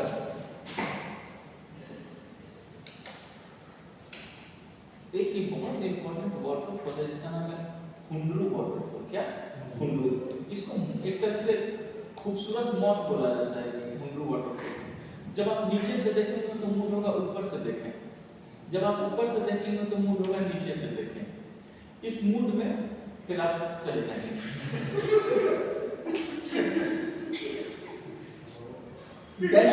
भाई पैर स्लिप करता है, वो कहाँ गया वो जीपीएस वहाँ उसने बताया था सर स्लिप करता है लोग नीचे गिर जाता है, वो गया नहीं, मेरे को भी नहीं जानते। तो यहाँ पर केयर कीजिएगा, ठीक है? है अब मैं जब मैं जाकर देखना उसने कहा तो चलो कोई बात नहीं, क्यों नहीं ये किया जाए। अच्छा तो उसका नाम है थोड़ा सा लिख पर देखिए तो हुंड्रू वाटरफॉल किस नदी पर, हुंड्रू HUNDRU हुंड्रू वाटरफॉल। और आप एक हुंड्रू देखिए और दूसरा कोई देखिए जोन्हा JONHA जोन्हा वाटरफॉल। एक देखिए हुंड्रू वाटरफॉल, एक देखिए जोन्हा। क्या है हुंड्रू? स्वर्ण रेखा पे लिखिए हुंड्रू वाटरफॉल इज ऑन स्वर्ण रेखा रिवर। हाँ झारखंड में मैं घूम चुका हूँ इसको। हाँ पूरा कलाकारी लिखिए। हाँ हुंड्रू वाटरफॉल, ठीक है, इज इन स्वर्ण रेखा रिवर। जोन्हा मिला आपको? जोन्हा देख रहे थे आप? किस पे जोन्हा? JONHA Jonha waterfall.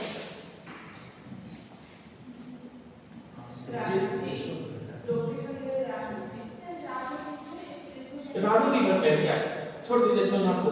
दसम घाट देखिए, दसम घाट, दसम घाट DASHAM दसम घाट GHAGH दसम घाट।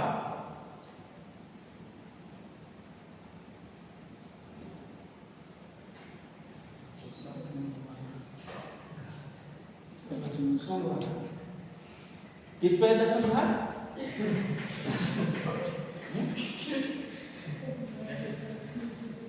दसम बोला है, दसम। अच्छा कोई बात नहीं, पहले आप लोगों ने हुंड्रू वाटरफॉल लिख लिया ना, इस नदी पर है। चलिए बताइए, छोड़िए हटाइए वो दसम घाट और जो मैं कर दूंगा, मेरे ऊपर है। स्वर्ण रेखा के किनारे कौन सा इंपॉर्टेंट शहर है? किस पे दसम घाट, किस नदी पर?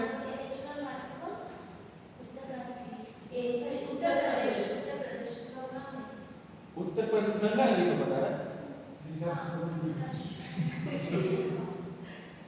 छोड़ दीजिए, मैं कुछ और बोल रहा था, मैं करके देख के बता देता। चलिए इसको लिख लीजिए आप लोग। हाँ ये तो लिख लिया ना, हुंड्रू वाटरफॉल तो लिख लिया, ठीक। कोई नहीं, हुंड्रू वाटरफॉल लिख लिया ना, उसको भी रहने दीजिए। अच्छा अब बताइए स्वर्ण रेखा के नीचे किनारे कौन सा इंपॉर्टेंट शहर है? बहुत इंपॉर्टेंट शहर है।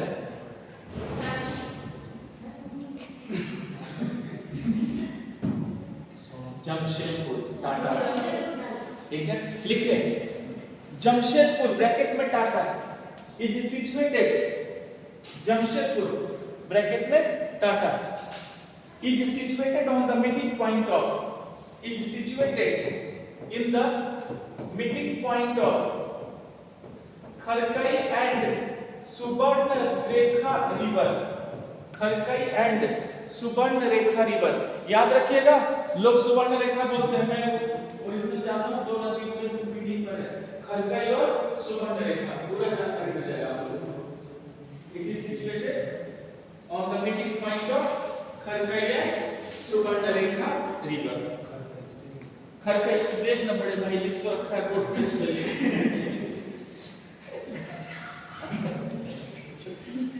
इतना बड़ा लिख रखा है, तो जूम करके दिखाओ। चलो ओके, तो ये दोनों में क्या है मीटिंग का। अच्छा क्या आप जानते हैं सुवर्ण रेखा किसी की ट्रिब्यूटरी है या डायरेक्ट सी में गिरती है? किसकी ट्रिब्यूटरी है या डायरेक्ट सी में गिरती है? WB होकर, WB होकर, ये इसकी खूबी है। हाँ बैठो लिखेंगे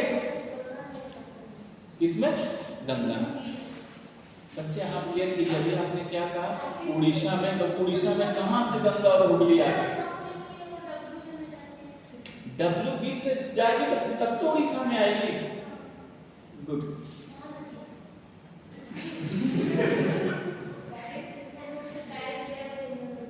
जी यही तो सब तो सही कहा, याद रखिए उड़ीसा में आती है तो सुवर्ण रेखा डायरेक्ट कहाँ गिरती है? बॉब में, वो किसी की ट्रिब्यूटरी नहीं है। लिखिए, लिखेंगे इधर से ओडिशा आफ्टर डब्ल्यू बी दिख रहा है क्या, डब्ल्यू बी होते हुए उड़ीसा में इंटर किया। आप देखिए कितना बड़ा डब्ल्यू बी बोल रही है, ठीक है। डब्ल्यू बी के बाद कहां इंटर करेंगे, उड़ीसा में, and falls in Bob, and falls in Bob, and falls in Bob. और फिर ये कहां गिर गई, बॉब में। बॉब समझ रहे हैं आप लोग, हां Bangalore, very good, falls in Bob, ठीक है। क्या समझा,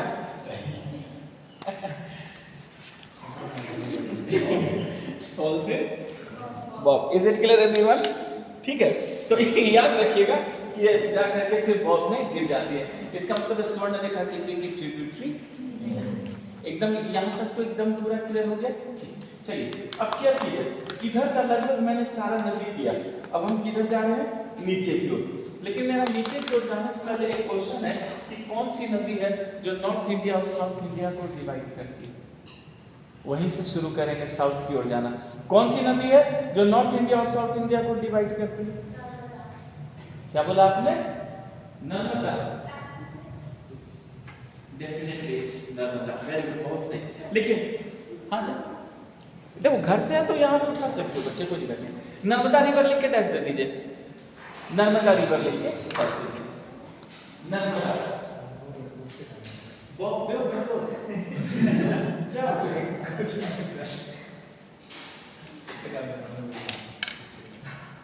तो लोग रख लेते हैं, पेट का तो बहुत अलग अलग नाम होता है, अलग अलग नाम होता है।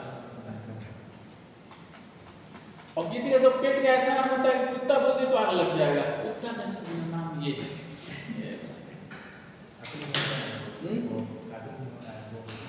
Bob the builder. अच्छा अच्छा, बोगी, हाँ इट्स ओके, जाइए, क्लियर है। तो आप लोग लिख लीजिए वो क्या लिखा आपने, नर्मदा, ठीक है। नोट्स ले लीजिएगा तरीके से, ठीक है।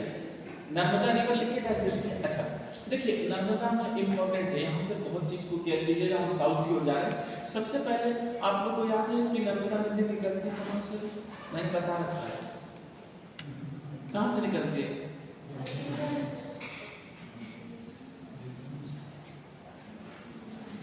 हाँ क्या बच्चे, चलिए लिखिए, सबसे पहले नर्मदा के लिए लिखिए, it divides north and south India, it divides north and south India, समझते चलिए, it divides north and south India. याद रखिए नर्मदा नदी भी नॉर्थ इंडिया और साउथ इंडिया को क्या करती है, डिवाइड करती है, समझ में आ रहा है, नॉर्थ एंड साउथ इंडिया। और नर्मदा नदी जहां से निकलती है, गलती मत कीजिए, अमरकंटक प्लेटू, कोट बताया था ना, 3 नदियां थी, गुड, लिखिए, it originates from Amarkantak plateau of Madhya Pradesh, it originates from Amarkantak plateau of Madhya Pradesh, it originates from Amarkantak plateau of Madhya Pradesh, यानी मध्य प्रदेश के किस प्लेटू से निकलती है, क्या बोलिएगा आप लोग, अमरकंटक के, लिखिए आप लोगों ने, मध्य प्रदेश से ये निकलती है, ओके। 1312 किलोमीटर, 1312 किलोमीटर, इसकी लंबाई लिख लीजिए, 1312 किलोमीटर, 1312 किलोमीटर। अच्छा अब क्या कीजिएगा, ये मध्य प्रदेश से निकल गई अमरकंटक से, और ये वेस्ट की ओर चलती है, किधर, वेस्ट की ओर, जबकि पेनिनसुलर बड़ी बड़ी नदियां किधर जाती है, ईस्ट की ओर। लिखिएगा, it moves towards waste, it moves towards waste in a straight linear, it moves towards west in a straight linear, it moves towards west in a straight linear, भूलिएगा नहीं, लगेगा एकदम सीधी रेखा में निकलती है, ये इसको याद रखिएगा, ये स्ट्रेट लिनियर वर्ड आ चुका है, क्लियर है, यानी सीधी रेखा में निकलती है ये। और जानते हैं क्यों सीधी रेखा में चलती है, क्योंकि रिफ्ट में बहती है, रिफ्ट की वजह से क्या है, लगता है सीधी चल रही है। लिखिए, it flows in rift, it flows in rift, it flows in rift, rift valley, it flows in rift valley. ये किस में बहती है? रिफ्ट वैली में। और सुनिए, रिफ्ट वैली के कारण ये किधर मूव करती है? वेस्ट में। रिफ्ट नहीं होता तो ये किधर चली जाती? ईस्ट में। लिखिएगा, it moves in west due to rift. It moves in west due to rift.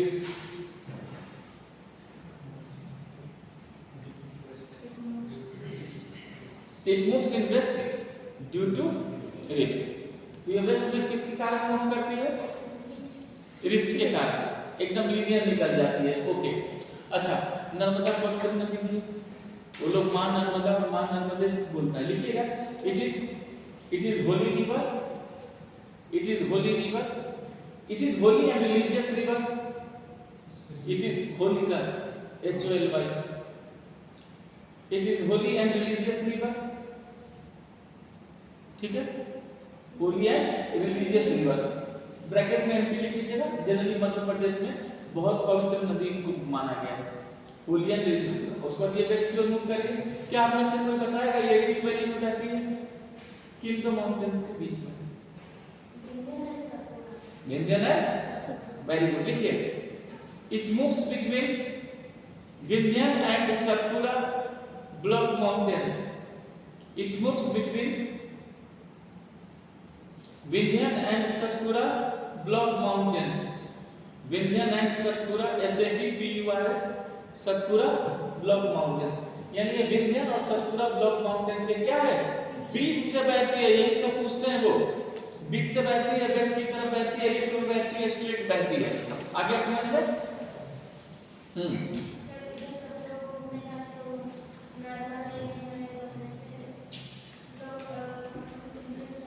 हाँ,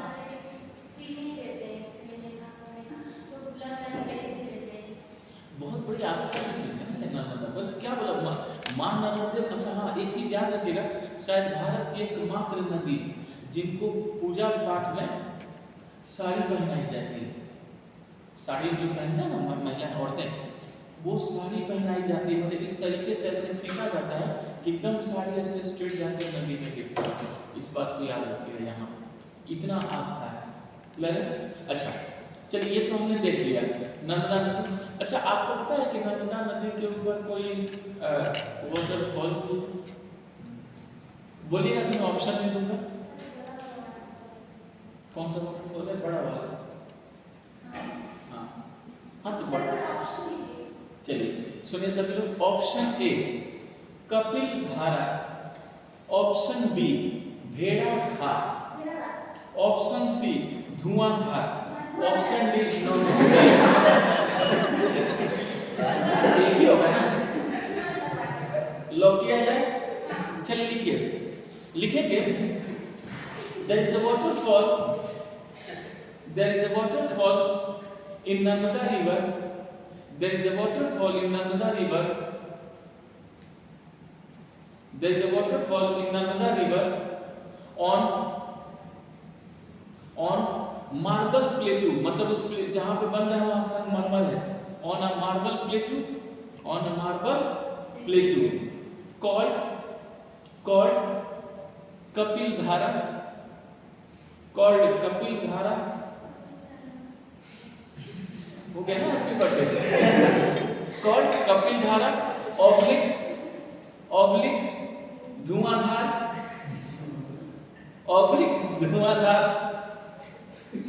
ऑब्लिक भेड़ा घाट।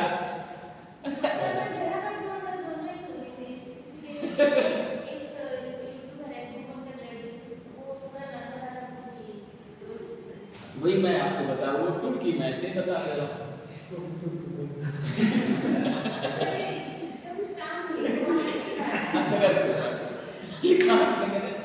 इसको क्या बोला जाता है? कपिल धारा, धुआंधार और भेड़ा घाट वाटरफॉल। तो भूलिएगा नहीं, ये तीनों एक ही के नाम है। मैं ऑप्शन दो तो समझ लीजिएगा एक ही का बात कर रहे हैं। कपिल धारा, भेड़ा घाट, धुआंधार वाटरफॉल इसी का है, नर्मदा नदी का।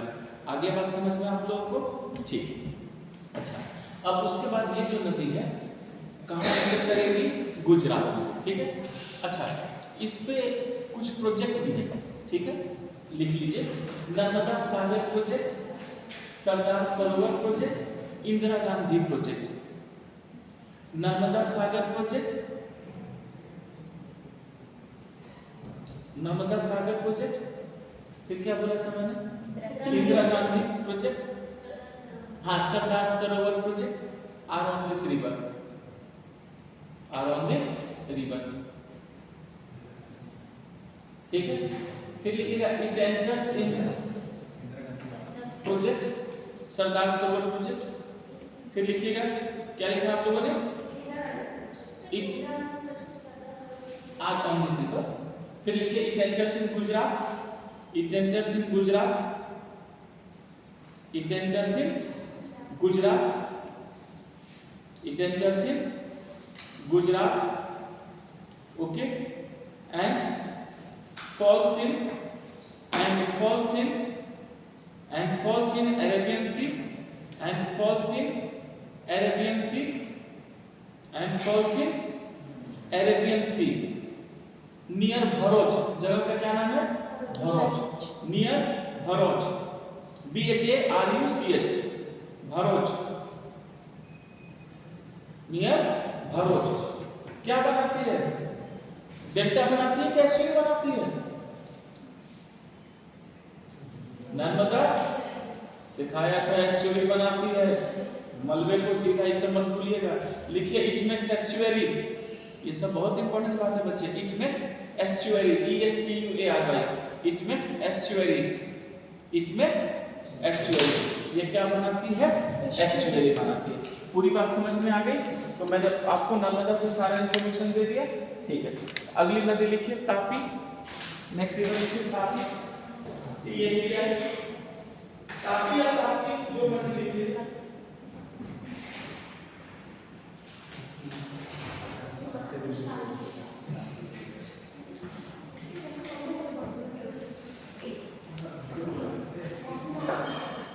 देखो दिक्कत होगी, इज इट क्लियर?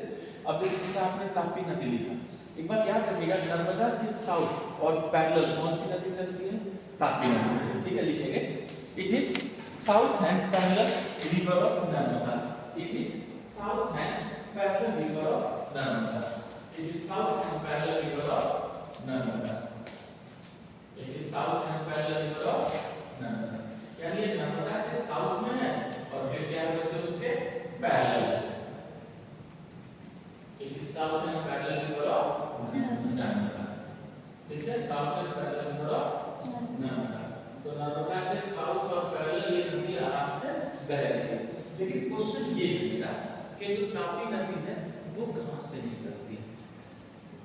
देखिए थोड़ा सा यहाँ पे कंफ्यूजन होता है, लेकिन जैसा मैंने अभी आपको बताया कि नर्मदा तो आपने जान लिया अमरकंटक से, तो जो तापी नदी है वो मध्य प्रदेश में एक जगह है बैतूल, क्या है, बैतूल, वहीं से निकलती है, क्लियर है। लिखेंगे it originates from Betul plateau of Madhya Pradesh, it originates from Betul, BAITUL, Betul plateau of Madhya Pradesh, it originates from Betul BAITUL, Betul plateau of Madhya Pradesh. तो मध्य प्रदेश में ही जो बैतूल प्लेटू है उसी बैतूल प्लेटू से कौन निकल रहा है, क्या बोलिएगा आप लोग, यही ताप्ती नदी। अच्छा सुन लीजिए, ताप्ती भी पवित्र नदी है, धार्मिक नदी है, इट इज क्लियर।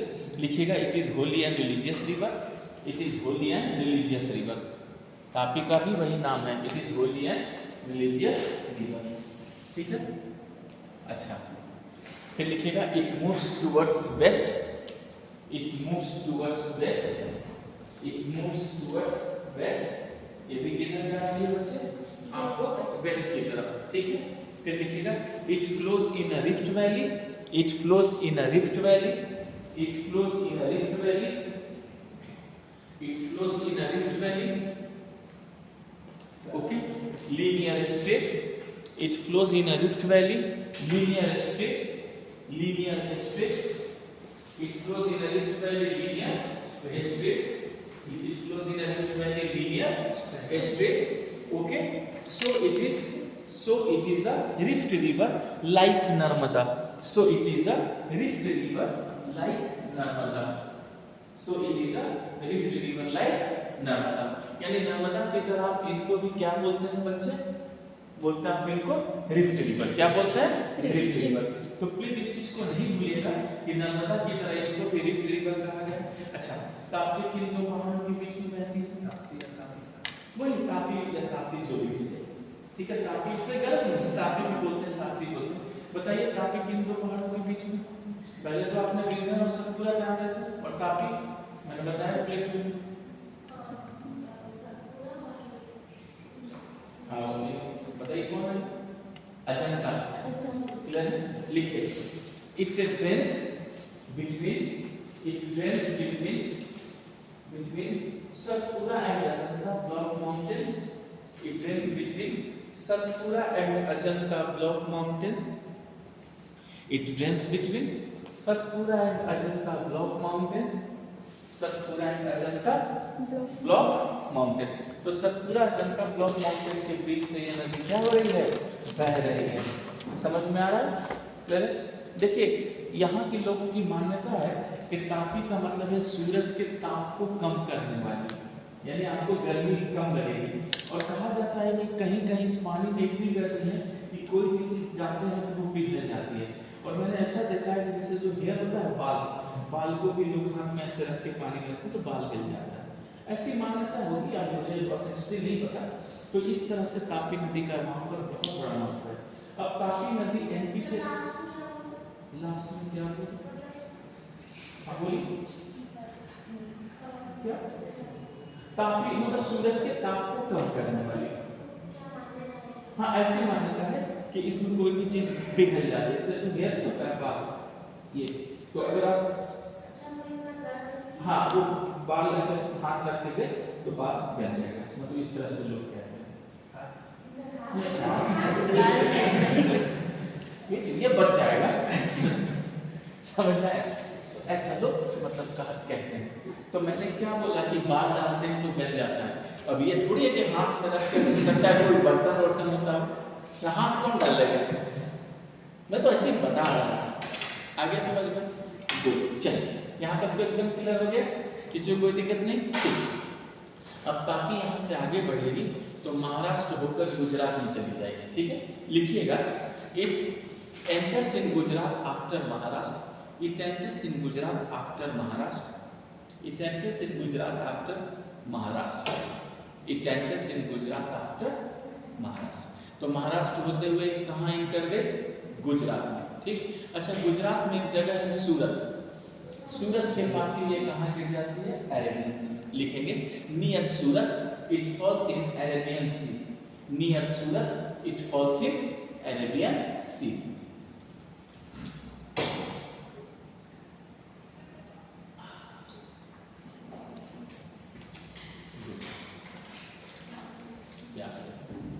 क्लियर? तो आपने देखा कि सूरत के पास ये कहाँ गिर गए?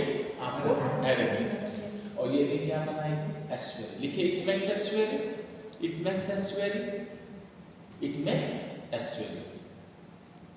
तो इसने भी क्या बनाया? एस्चुअरी बनाया, इट मेक्स एस्चुअरी। यानी कि नर्मदा नदी तो यहाँ पर, जो नर्मदा नदी का यहाँ पर भी, तो याद रखिएगा कि इट मेक्स एस्चुअरी, ये भी क्या बना देगी? एस्चुअरी बना देगी। यहाँ तक एकदम क्लियर होगा आप लोग का? अच्छा, अब क्या कीजिएगा कि यहाँ इसका तो मैंने, अच्छा हाँ, एक नदी है पूर्णा जो इसकी ट्रिब्यूटरी है। लिखिएगा पूर्णा, PURNA, Purna is important tributary, Purna PURNA, Purna is important tributary. तो पूर्णा क्या है इसकी? एक इम्पोर्टेंट ट्रिब्यूटरी। अच्छा, नर्मदा में भी एक पॉइंट जोड़ लीजिए, Orisen is important tributary. Narmada में जोड़िए Orisen, ORISEN, ORISEN, ORISEN, Orisen is important tributary. Narmada में जोड़िएगा, ओरिसेन इज इम्पोर्टेंट ट्रिब्यूटरी। और तापी में आपने क्या जोड़ लिया? पूर्णा। क्लियर? चलिए, आपने यहाँ तापी को भी कवर कर लिया कि तापी भी क्या बना रही है? एस्चुअरी। लिखा आपने, एस्चुअरी बना रही है। अच्छा, तापी के ऊपर एक प्रोजेक्ट है जिसका नाम है उकाई। क्या है? उकाई। लिखिए, UKAI, Ukai project, Ukai, UKAI, Ukai project and Kakrapar, Kakrapar, ककड़ा KAKRAPARA, Kakrapar, project are on this river. क्या हो गया तुमको? खकरा बात अजीब अजीब नाम, Khakra project on this river. Is it clear everyone? चलिए, तो हमने यहाँ तापी को भी कवर किया। अब देखिए, अब हम क्या करेंगे कि साउथ की ओर बढ़ेंगे और मेन मेन नदियों को कवर करेंगे। इज इट साउथ की ओर मेन तो नर्मदा, तापी। अब साउथ की क्या करेंगे, पहले बड़ी नदियों को कर लेंगे। ट्रिक देखिए, पहले क्या करेंगे, साउथ की बड़ी नदियों को कर लेंगे और बड़ी नदियों को करने के बाद फिर हम क्या करेंगे, ईस्ट के तरफ की छोटी छोटी नदियाँ और वेस्ट की तरफ की छोटी छोटी नदियाँ। क्वेश्चन जनरली ये भी पूछते हैं वेस्ट की ओर कौन जाएगी और ईस्ट की ओर कौन जाएगी, तो हम उसी तरीके से पढ़ेंगे। पहले मेजर कर लेंगे, फिर ईस्ट का कर लेंगे, फिर वेस्ट का, तो अपने आप हमारा पूरा रिवर सिस्टम बेस्ट तैयार हो जाएगा, बेस्ट जिसको कहा जाएगा। ओके एवरीवन, ठीक है। तो तापी के बाद अगला लिखिए, साउथ की ओर बढ़ते हैं। तो किस नदी से बढ़ेंगे साउथ की ओर? हाँ गुड, लिखिए महानदी। महानदी लिख लीजिए, महानदी। अब हम साउथ की ओर बढ़ेंगे तो पहले हमको क्या मिलेगा, महानदी मिलेगा। ठीक है, महानदी लिख लीजिएगा 858 मीटर, 858 मीटर, 858 मीटर और 858 मीटर। तापी में लिख लीजिएगा 724 मीटर, 724 मीटर, 724 मीटर। तापी में 724 मीटर। चलिए, आपने अब देखिए, अब समझिए, महानदी में हम आगे, उड़ीसा के बेल्ट में भी हम आगे। आप लोगों को पता है महानदी कहाँ से निकलती है? क्या उड़ीसा से निकलती है? छत्तीसगढ़। कहाँ से? छत्तीसगढ़, सिहावा, धमतरी जिला है छत्तीसगढ़ का, बस्तर प्लेटू है। लिखिए, it originates from Sihawa, it originates from Sihawa, SIHAVA, it originates from Sihava, SIHAVA, it originates from Sihava, Sihava, okay, of Chhattisgarh, CG, Chhattisgarh.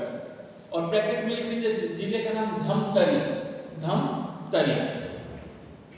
Raipur से इस रूट में धमतरी होके ही शायद मैं आया हूँ, रायपुर से भी यहाँ पे आया था पहली बार, मैं रायपुर में क्लास ले रहा था, तो इसी साउथ से निकला था, तो शायद धमतरी से होकर ही निकला था। तो खैर अंधेरा रात में क्या पता चल रहा है, आराम से सो गया था। Is it clear? तो इस चीज को याद रखिएगा सभी लोग। क्या हो गया? गुड।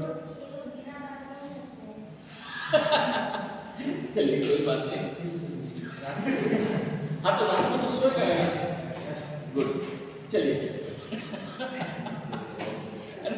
ट्रैवल की बात करें तो कभी कभी क्या होता है, ट्रैवल में नींद नहीं आती। अब क्या है कि अब तो सारे स्लीपर होते हैं, नीचे ऊपर इस तरह बनाते हुए टायर से सटे हुए हो जाता है, इसलिए क्या कुछ पता ही नहीं चल रहा है। खिड़की तो ऊपर वाले का होगा, नीचे वाले को क्या पता चलता है। अब पेड़ की जड़ दिख रही है, नीचे का वो दिख रहा है, ऊपर उस पर से अंधेरा अलग दिख रहा है। गुड, लिख के आ गए तो क्लियर हो गया। तो क्या लिख लिया आप लोगों ने? मैं भूल गया। सिहावा से, सिहावा कहाँ से? धमतरी, ठीक है, ये लिख लिया आप लोगों ने। अच्छा, उसके बाद देखिए, जब ये पूरे छत्तीसगढ़ से नॉर्थ की तरफ, मतलब छत्तीसगढ़ से होकर फिर ये कहाँ जाता है? उड़ीसा में। तो सुनिएगा सभी लोग ध्यान से, छत्तीसगढ़ में महानदी के जो मैदान है, प्लेन है, इसको राइस बॉल कहा गया है। क्या कहा गया है? Rice bowl. भूलिएगा नहीं, महानदी का ही मैदान क्या कहलाएगा? राइस बॉल, राइस धान, बॉल को कटोरी कटोरा जो बोल दीजिए, लिखिए, लिखेंगे। It the plain of Mahanadi is called rice bowl, the plain of Mahanadi is called rice bowl, the plain of Mahanadi is called rice ball.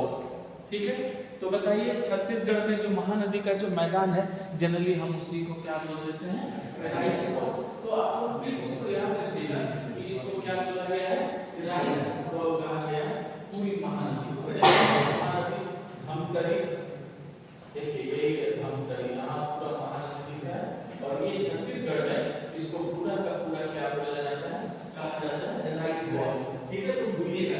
अब ये यहाँ से होकर छत्तीसगढ़ से, उसके बाद ये कहाँ इन कर जाता उड़ीसा में। देखिएगा इट एंटर्स इन उड़ीसा। अच्छा आपको तो याद है कि मैंने आपको जब मैं मैदान पढ़ा रहा था तो बताया था ना ट्राई क्रॉपिंग राइस, 3 फसल चावल आलू मसूरा सब यहाँ मिलेगा, वो सब ये जो वो सारा कांसेप्ट यहाँ पे रहेगा।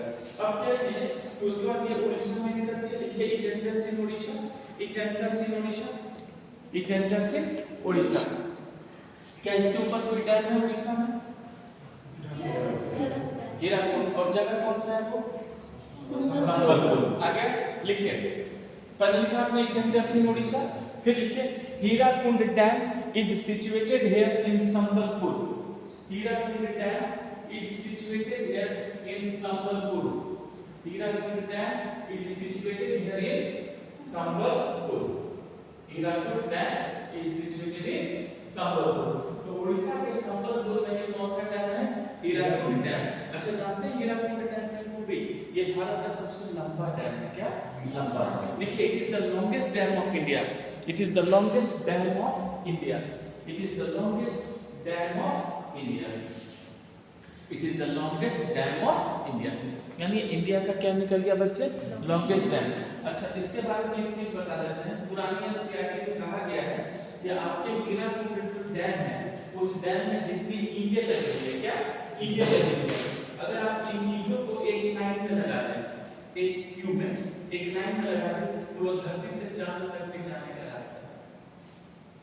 धरती से चांद तक के जाने का रास्ता है 3,84,400 किलोमीटर।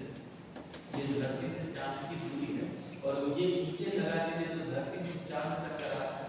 सोचिए कितना ईंट लगा हुआ और ये कितना लंबा डैम है, लेकिन क्या इसका रखरखाव सही हुआ? क्या यहाँ डेवलपमेंट हुई? नहीं हुई। तो इसकी वजह से तोड़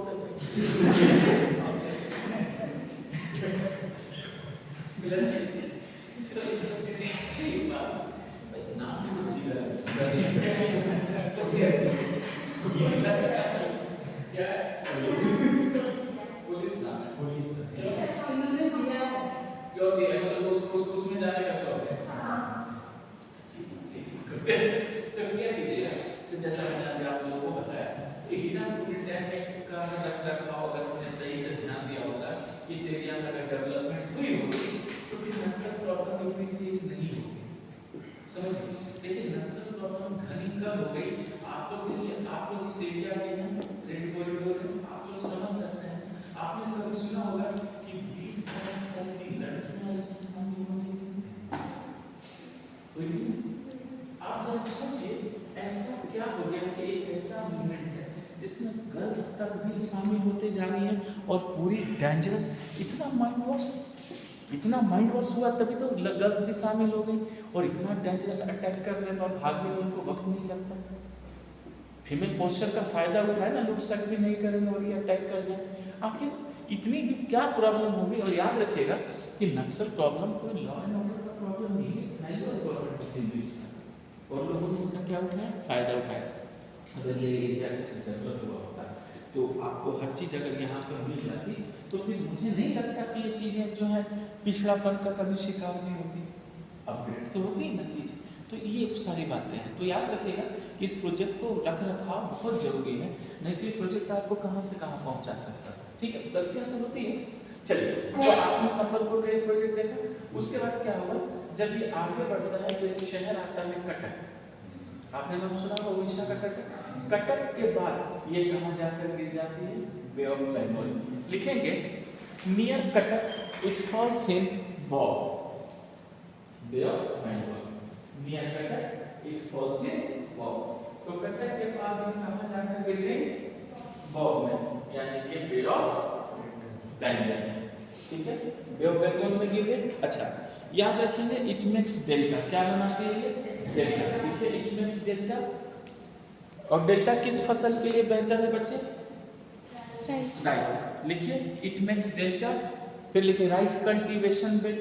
ये पूरा का पूरा राइस कल्टीवेशन बेल्ट है। रोटी मांगे तो एलियन समझेंगे आप। It is rice cultivation belt. मिलता है तो मतलब है बिल्कुल अच्छा, नहीं तो जनरली क्या है पूरा का पूरा आपका राइस कल्टीवेशन का ये पूरा बेल्ट है बच्चे। मतलब क्या? ठीक है। अब एक सवाल है यहाँ पर, केयर कीजिएगा। क्या आप में से कोई जानते हैं Indian rice research institute? Indian rice research institute कहाँ है? कटक। लिखिए, बहुत अच्छा, अब समझ में आया? लिखिए, Indian rice research institute is in Cuttack. Indian rice research institute is in Cuttack. ये चलिए, आप लोगों को तो इंडियन वाला पता, अगर किसी ने पूछ दिया इंटरनेशनल तो मनीला फिलीपींस का मनीला। लिखिए यहीं पर, and international rice research centre is in Manila Philippines, and international rice research institute is in Manila Philippines, is in Manila Philippines. Rice research institute is in Manila Philippines, वो Manila में है, Philippines. Is it? चलिए, अब पूरा ये delta का belt है और पूरा का पूरा 100% क्या है? Rice cultivation. Is it? ठीक है, लिखिए, important tributaries are, important tributaries are, important tributaries are Shivnath, Hasdeo, Mand, क्या बच्चा? एस एच आई ई,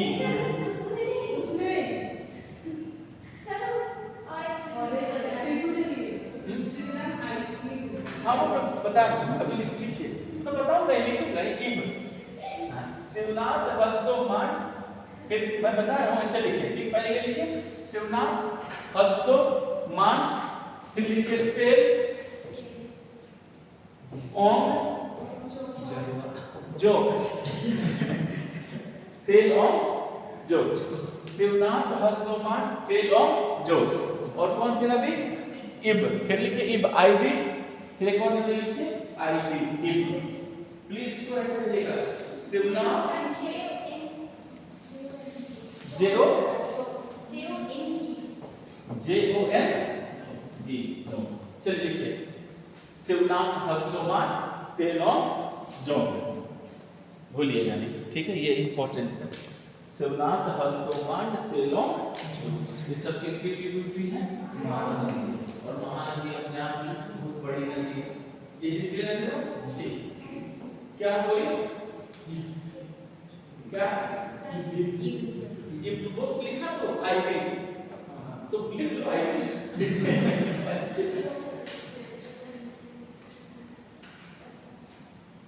चलिए, हो गया, ठीक है? महानदी कवर किया। महानदी के साथ चलिए तो कौन है? महानदी के बाद फिर कृष्णा, फिर कावेरी।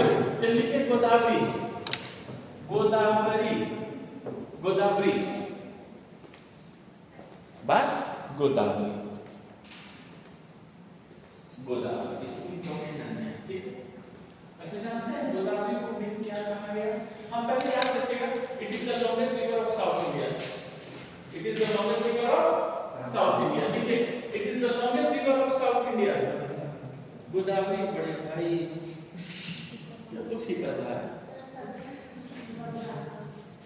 हाँ, Ganga of south and old Ganga, बूढ़ी गंगा, इन्हीं को कहा गया। लिखिए, बहुत अच्छा लिखिएगा, it is the longest river of South India, it is the longest river of South India, 1465 kilometre, 1465 kilometre.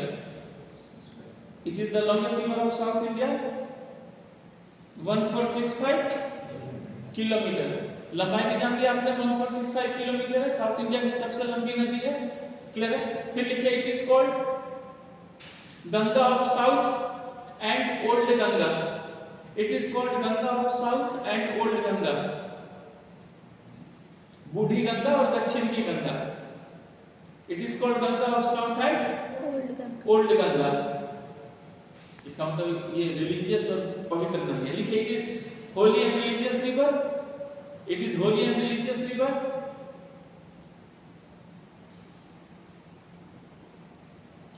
It is Holi and religious river. क्या कोई बताएंगे कहां से निकलती है? एनीबॉडी?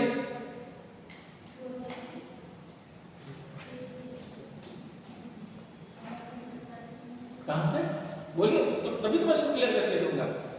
गलत भी बोले मान लीजिए, मैं इसलिए पूछता हूं कि हो सकता है उसमें आप सही बोल जाए तो अच्छी बात है ना, याद हो जाएगी। बोलिए क्या बोल रहे हैं, कहां से निकलती है? अमरकंटक।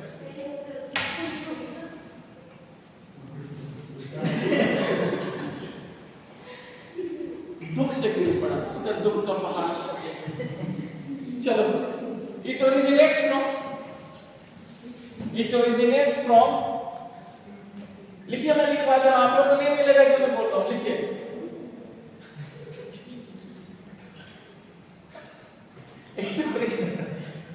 अरे लिख लीजिए, नहीं मिलेगा, मैं समझ रहा हूं, उसको बोल रहा हूं, लिखिए। It originates from त्रयंबकेश्वर, इसलिए तो बोला लिख लीजिए।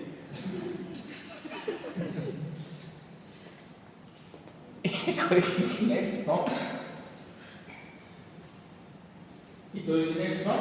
त्रयंबकेश्वर, क्या बच्चे? Trimbakeshwar of Western Ghat Plateau from Nasik, Maharashtra. Amarkantak से कहां निकली है? गुड। फ्रॉम लिखा आपने, त्रयंबकेश्वर ऑफ वेस्टर्न घाट प्लेटू, ठीक है? फ्रॉम नासिक महाराष्ट्र, याद रखिएगा। नासिक के आपको महाराष्ट्र में जो जगह है नासिक, वहीं पर वेस्टर्न घाट प्लेटू में एक जगह है, क्या नाम है बच्चे? त्रयंबकेश्वर। इसको शॉर्ट में त्रयंबक भी बोलते हैं। वहीं से कौन सी नदी निकलती है? गोदावरी। इट इज दैट, और फिर गोदावरी नदी वहां से अपना आगे की ओर बढ़ेगी। यहां तक किसी को कोई दिक्कत नहीं है, ठीक है? लिखेंगे, it moves eastward, यानी ये पूरब की ओर बढ़ेगी। लिखिए, it moves eastward,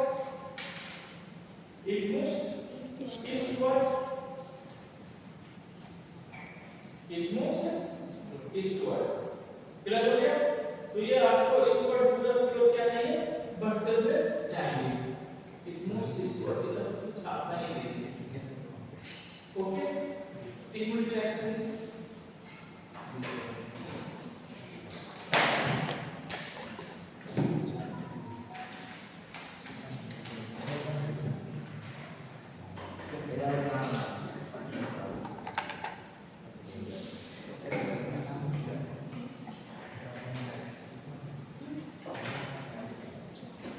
लिखिएगा, from Telangana enters in Andhra Pradesh, लिखते चलिए। From Telangana enters in Andhra Pradesh, from Telangana enters in Andhra Pradesh,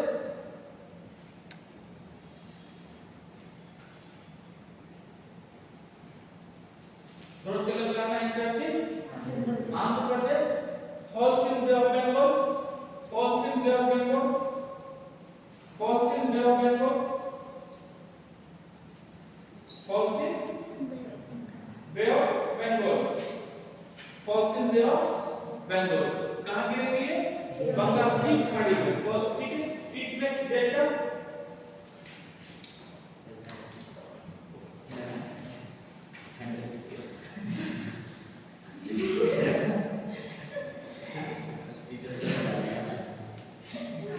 okay?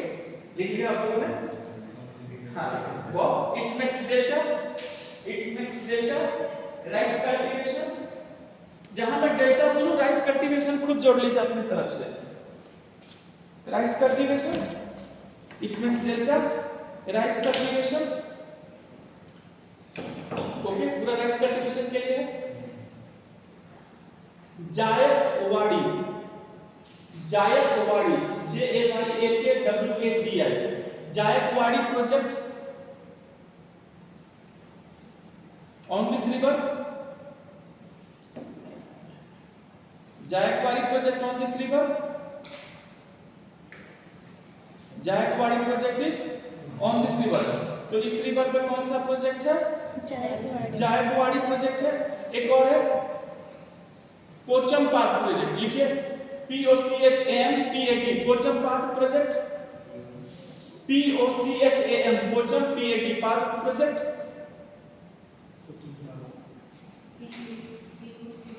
हाँ, POCHAMPAD Pocham Park project on this river, फिर लिखिए important tributaries are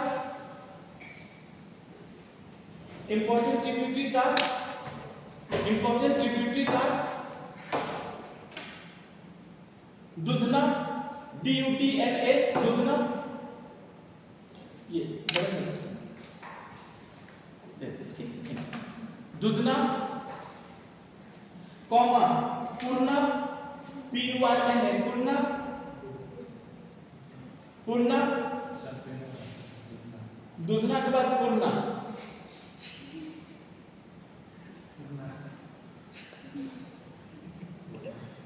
क्या हो गया?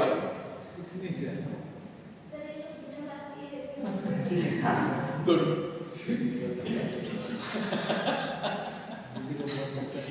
मतलब तो बिना बात के ऐसे हंस रहा है, बात पे तो गिर ही जाएगा, हंसते हंसते लोट-पोट हो जाएगा सब तो।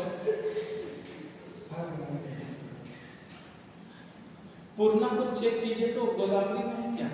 मैंने आपको तापी का एक ट्रिब्यूटरी पूर्णा लिखवाया है कि नहीं? लिखा है, आप नेट पे चेक कीजिए पूर्णा इज ट्रिब्यूटरी ऑफ, चेक कीजिए तो, क्योंकि हो सकता है दो नदियां भी हो जाती है ना। पूर्णा इज ट्रिब्यूटरी ऑफ, दीजिए थोड़ा है ना गोदावरी, ताप्ती का भी बोल रहा है ना, यानी वो अभी से मैंने कहा ना नेम हो जाता है, इसकी जरूरत नहीं। हाँ चलिए लिखा आपने पूर्णा, चलिए मैं बची है, मैं फिर समाज के सामने गलत हो जाता है जो मैं था नहीं। लिखा आप लोगों ने दुधना, पूर्णा, पेन गंगा, पेन समझ रहे हैं जिससे लिख रहे हैं आप लोग, वो वाला पेन नहीं, लिखिए पेन गंगा, फिर लिखिए वेन गंगा, वेन गंगा, पेन गंगा, वेन से W है, WEN, वेन गंगा, पेन गंगा, वेन गंगा, पेन गंगा, वेन गंगा, प्राणहिता, इंद्रावती, मंजीरा,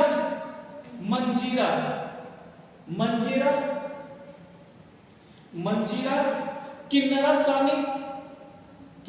सानी या किन्नर सानी, KINNAR, किन्नर सानी, SANI, किन्नर सानी वर्धा। अच्छा देखिए तो